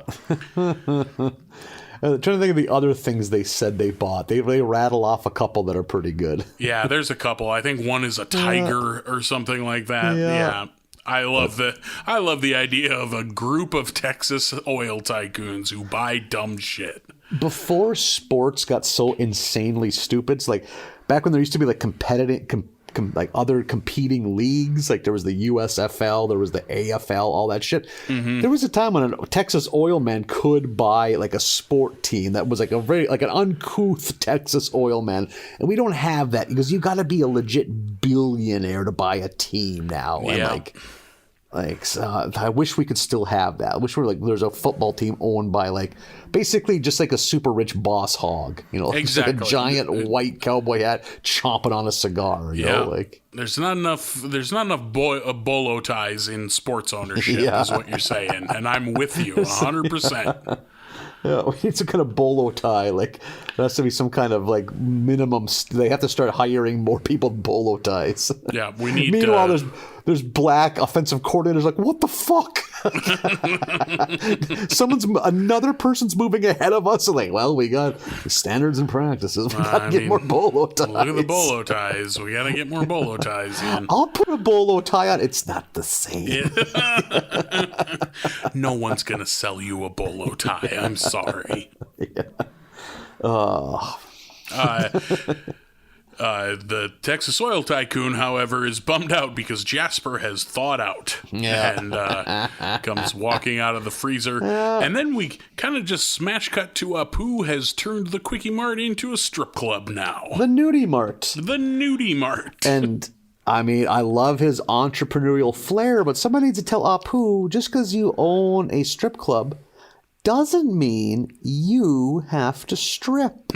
There's no reason for Apu to be naked when he's just running the door. Yeah, he's just running the door with no clothes on. Yeah, him and his brother. Yeah. Man. Lisa gets on the news to give some manner of editorial reply. And I gotta jump in quick. One of my favorite little gags in this episode, and not only there's a whole lot of them, not that funny of an episode, but when the only way you can get on the air is if you are doing an editorial. What are you against? I want to do an opposing op-ed. Okay, I'll do that. So you're against discount bus fares for war widows? Yep. Fucking A, I love that. Yeah, What a for an 8-year-old girl to argue against. These war widows have had it too good for too long. she just lies and says like, "Oh, I'm against Prop 305 or whatever," and it turns out that's the one. And then, holy shit, when Kent Brockman introduces her on the news, like, and now a little girl who's against Prop 305, Homer real quickly, it's a blink and you miss it joke. Homer in the background mutters to himself, "Freeloading war widows." Holy shit. But she just gives a nice impassioned speech before she's trying to get all of her thoughtful things out before she turns stupid is kind of her throughout the whole back half of this episode. Homer tries real hard to be a good dad here. He goes to all the neighboring towns and wrangles up all of the Simpson relatives in order to show her that, hey, they're not all dumb, and this Simpson gene thing isn't real. But then, as he is one by one asking what they do for a living, it appears that no, that is the case. They're all profoundly stupid. Just so great. So that plan backfires, but then it turns out that the Simpson girls stay smart because there's one who is a doctor and one who is something else important. I don't remember, but there's like 4 or 5 of the Simpson women there being like, yeah, it doesn't affect the women. It's fine. You'll be fine. Yeah, the men, meanwhile, they're fucked. And we end with Lisa writing in her journal. She finally figures out the brain teaser that she couldn't get earlier at the beginning of the episode. And that's that. I liked that one a lot. Yeah, it was fine. I think it's a good Lisa episode, which we know I'm a fan of, and the super stupid side story of Frozen Jasper I thought was real good as well. So I discovered something on this. Apparently, amongst a lot of Simpsons diehards, they have a different opinion. They do not like the Lisa-centric. They don't want really? the... Yeah, like it's like, oh great, like two Lisa episodes in a row. It's like, and like everyone like agreed with it. Like, what interesting, man. I like the Lisa episodes. Yeah, man, I had no idea I was in a minority of liking Lisa episodes. Yeah, well, you are. I know. I wonder if that's where Family Guy gets the joke of like, go ahead and change the channel. This is a Meg episode. I wonder if those are connected. I would never even put 2 and 2 together there, yeah. I'm pretty sure there's an episode of Family Guy where as they're going into the first commercial break, Peter straight up talks to the camera and says, yep, it's a Meg episode. Go ahead and change the channel.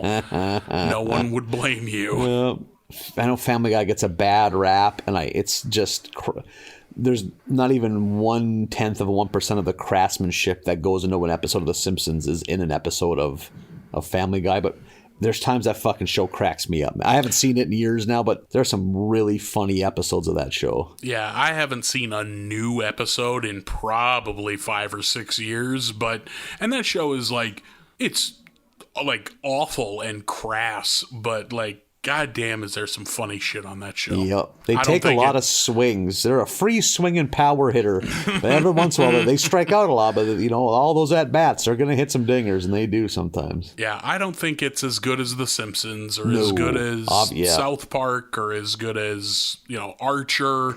As far as other animated shows, Bob's Burgers I would put ahead of it. But there's some funny shit in that show. I think it became popular to hate Family Guy. It did. It totally back. Kind of like sometimes like that happens in comedy. It became really cool to not like Will Ferrell. She's like, really? You don't? You didn't think fucking Anchorman was funny? You goddamn liar!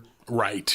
One thing that really helped this show is when the first season or two, when Stewie is like this like maniacal, like super villain genius baby. That was just so, it got better when he became this kind of like bi-curious, like effeminate, but like proud of it. Like he's like just proud of like just the random life he lives. Like he has the life of like a middle-aged gay man. Like, single gay man, like, and the weird sexual energy between him and Brian is one of some of the better episodes or ones that feature those two. Like, yeah, and they put a lot of good dumb dialogue into Chris in a really funny way. You get the occasional really good Chris episode. Yeah, I'm not gonna buy a fucking Family Guy t-shirt at any point in my life, but that show's fine. It's funny. Yeah, far worse things than network TV. Yeah, absolutely. It is no Bob's Burgers. Like, not to just talk about other animated shows on this Simpsons podcast, but boy howdy is Bob's Burgers maybe the best shit I've ever seen. Oh, so I wouldn't put it ahead of the Simpsons, but it's damn good. Yeah, I probably wouldn't either if I really sat down and thought about it, but it is really fucking good. Yep, that's. I wonder if, looking back, who knows what maybe there's some things we've forgotten about. Well, man, I don't know if I'll say, is it the funniest animated show ever paired with The Simpsons on Fox? But I love King of the Hill. There's such different shows, it's tough to compare them, but. Because King of the Hill is so dry.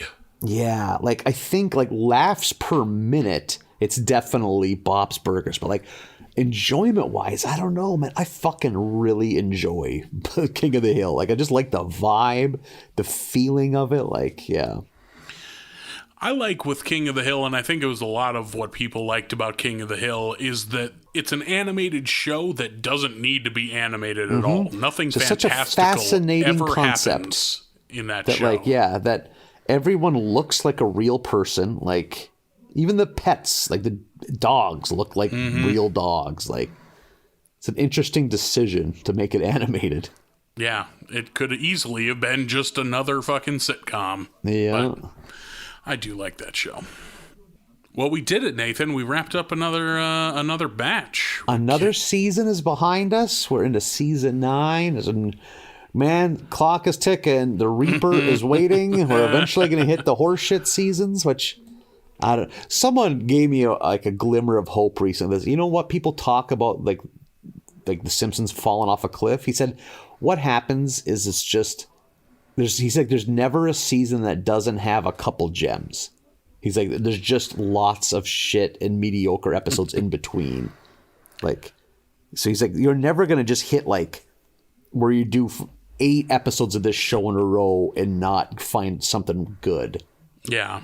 I've said from the beginning, I bet it's not as bad as people make it out to be. So yep, that's because they were emotionally invested in this show when it was new and good. It was a part of it. Yeah, it's like the Goonies. You don't like it because it's good. You like it because you were 10 at the time. Yeah.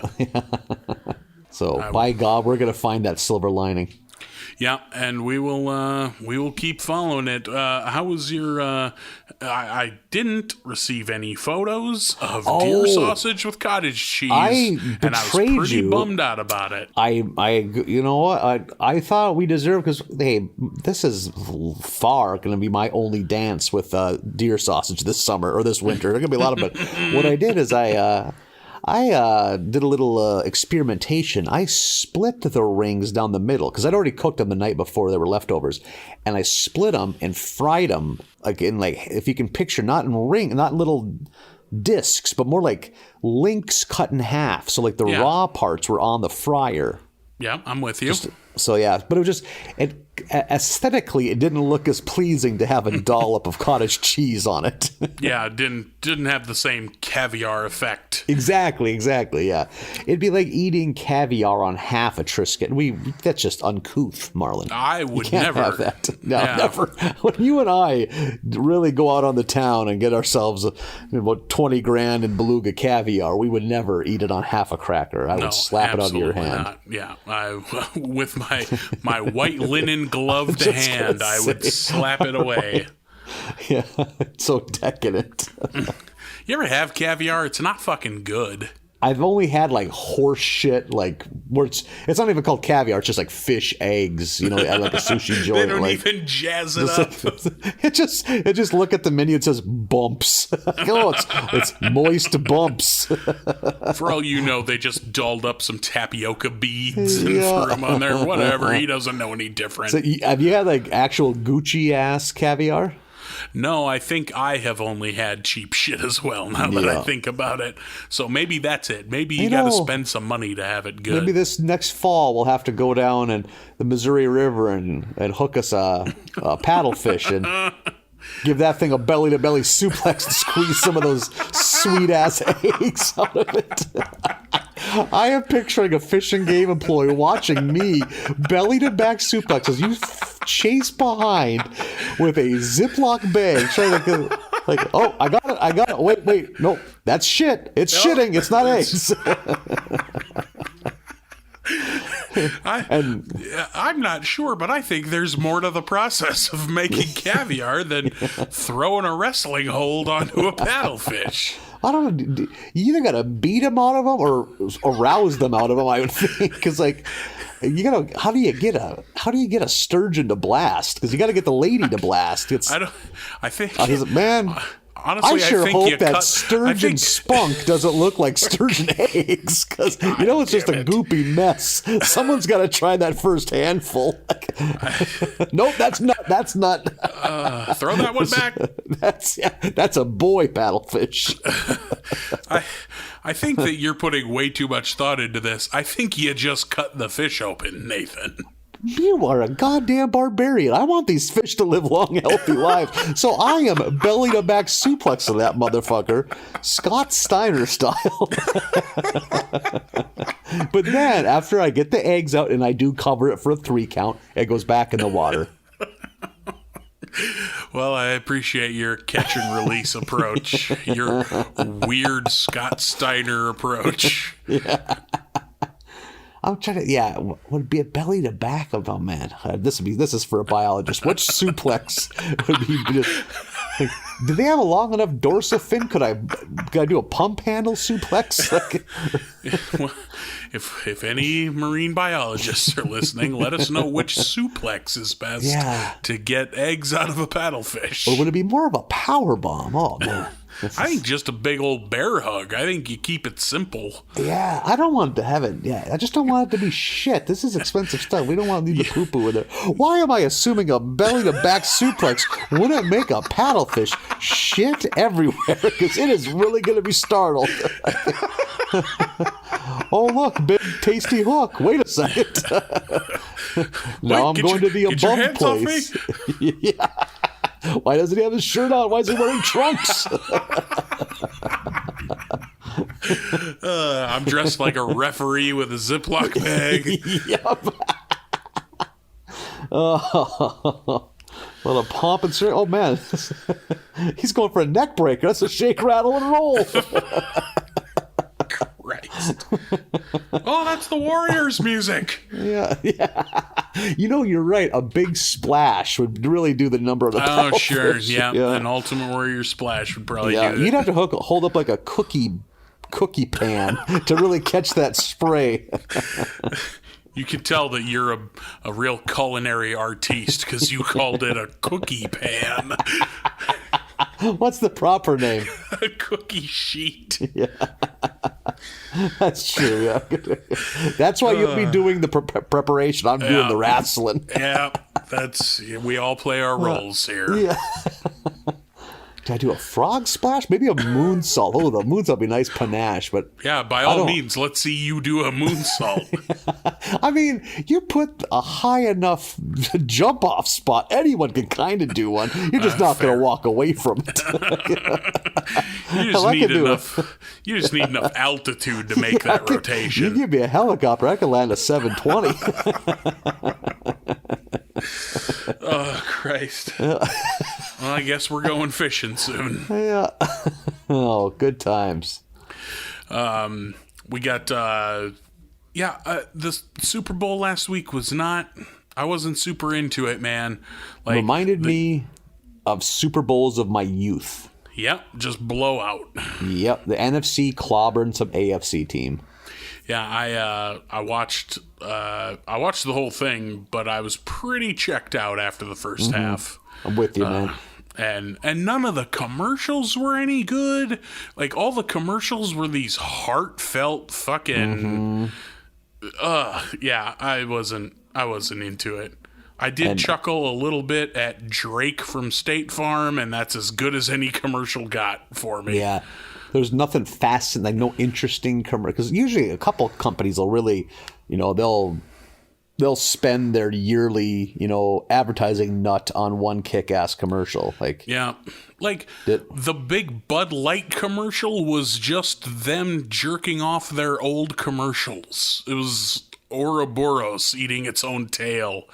I was like, this is like their ad was just an ad celebrating past ads. I'm like, well, this is fucking dumb. But I was very happy with The Weeknd's performance. See, I managed to somehow miss this. Like, I'm just such a space kid that I kind of almost forgot. Oh yeah, they actually do something during halftime of the Super Bowl. This isn't just like a week 4 regular season game. Like, well, we've already discussed my 12-year-old trauma. I have trouble forgetting the halftime show.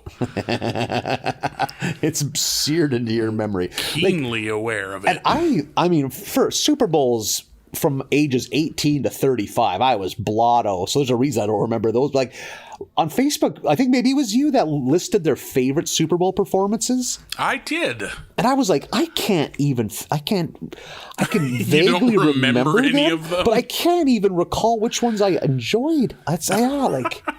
Usually that's when you're pissing or vomiting, like we went, like, for me, Super Bowl Sunday was what New Year's is for a lot of people. Like, go hard in the paint. Like, there's a house in North Fargo that we had that Super Bowl party a dozen years. It was Super Bowl. It was 2006. So 15 years ago now. I know the property values have never recovered. Never, ever recovered. It was like something out of an 80s movie. Like, there was a ceiling fan ripped clean from the ceiling. Someone had taken a crock pot full of, like, what's the dip when you mix, like, the cheese and the salsa with hamburger meat? Okay, I don't know that there's a name for it, but I know what you mean. And I don't know if it was in a fit of joy or a fit of anger, just flung it at the Venetian blinds. So they're just, how do you clean that? You don't clean is what happened. You know what you do?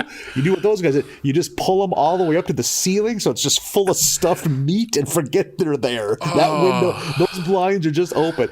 And then someone knocked the sink clean off the wall in the bathroom. So there's water. I don't know if it's dookie water or if it's clean, but there was chunks of sandwich. So it's like they were eating a sandwich when they vandalized this bathroom. Like, there's like half a bologna sandwich that's waterlogged floating in it. Like, this is real life.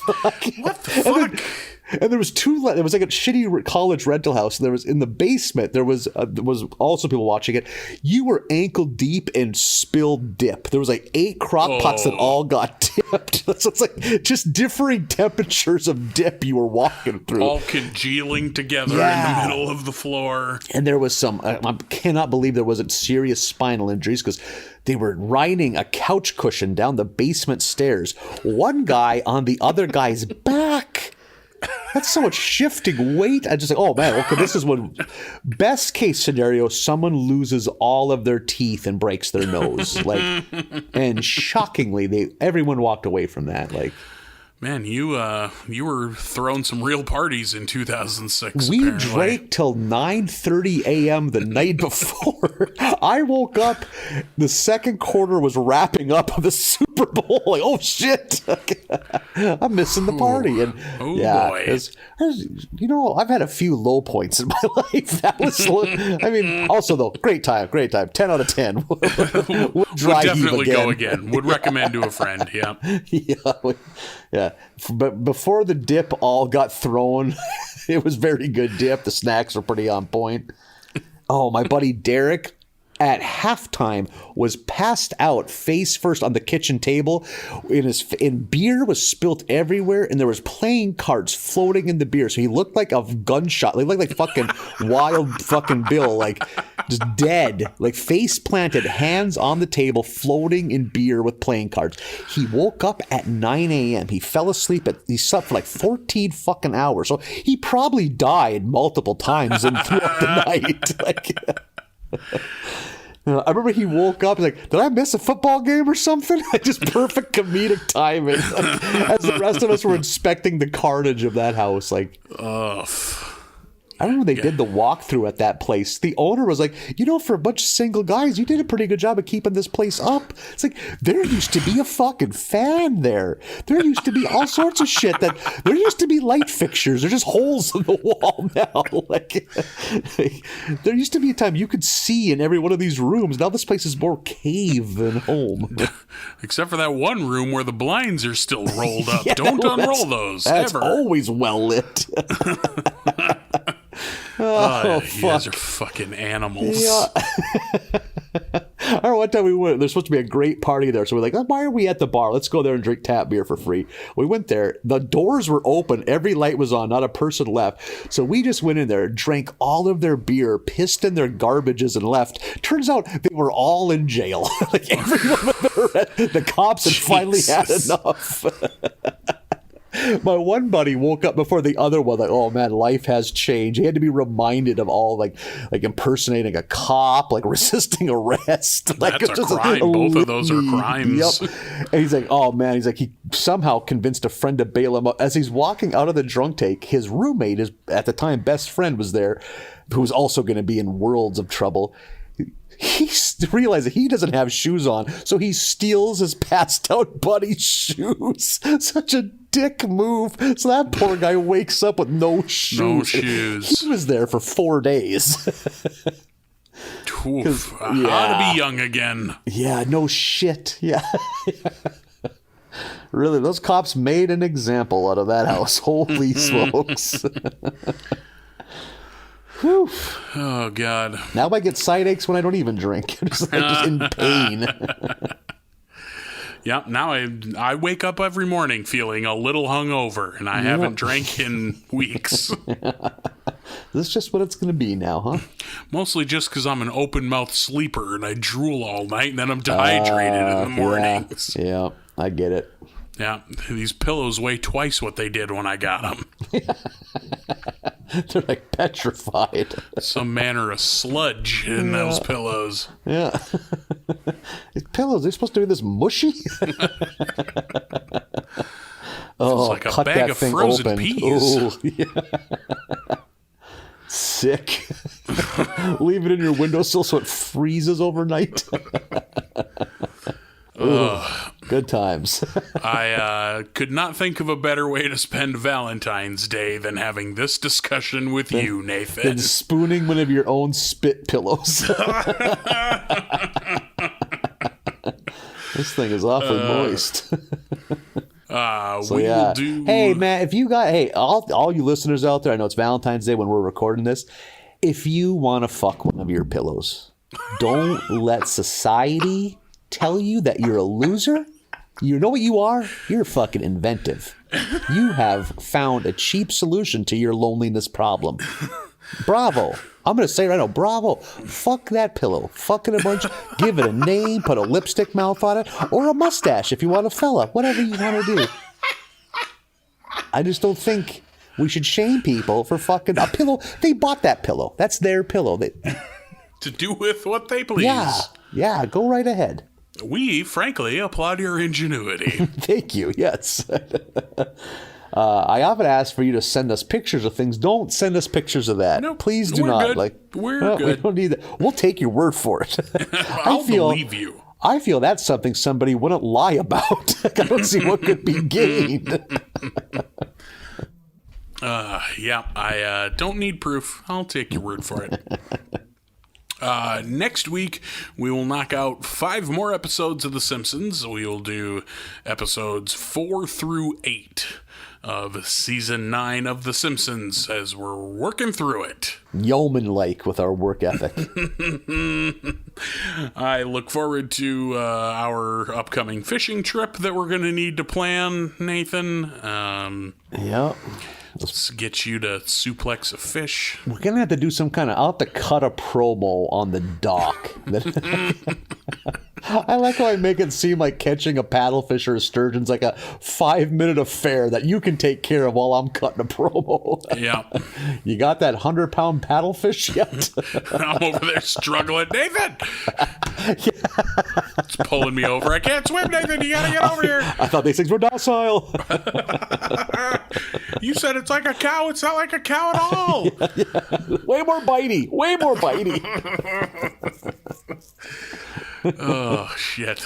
Ooh, looks like the fishing game. It's like, ooh, looks like that one's being amorous. Just let it finish, son. You're doing great, Marlin. Just way in the distance. You have to pretend like you're emitting eggs. That's why it's angry. It needs to fertilize something. Oh, God.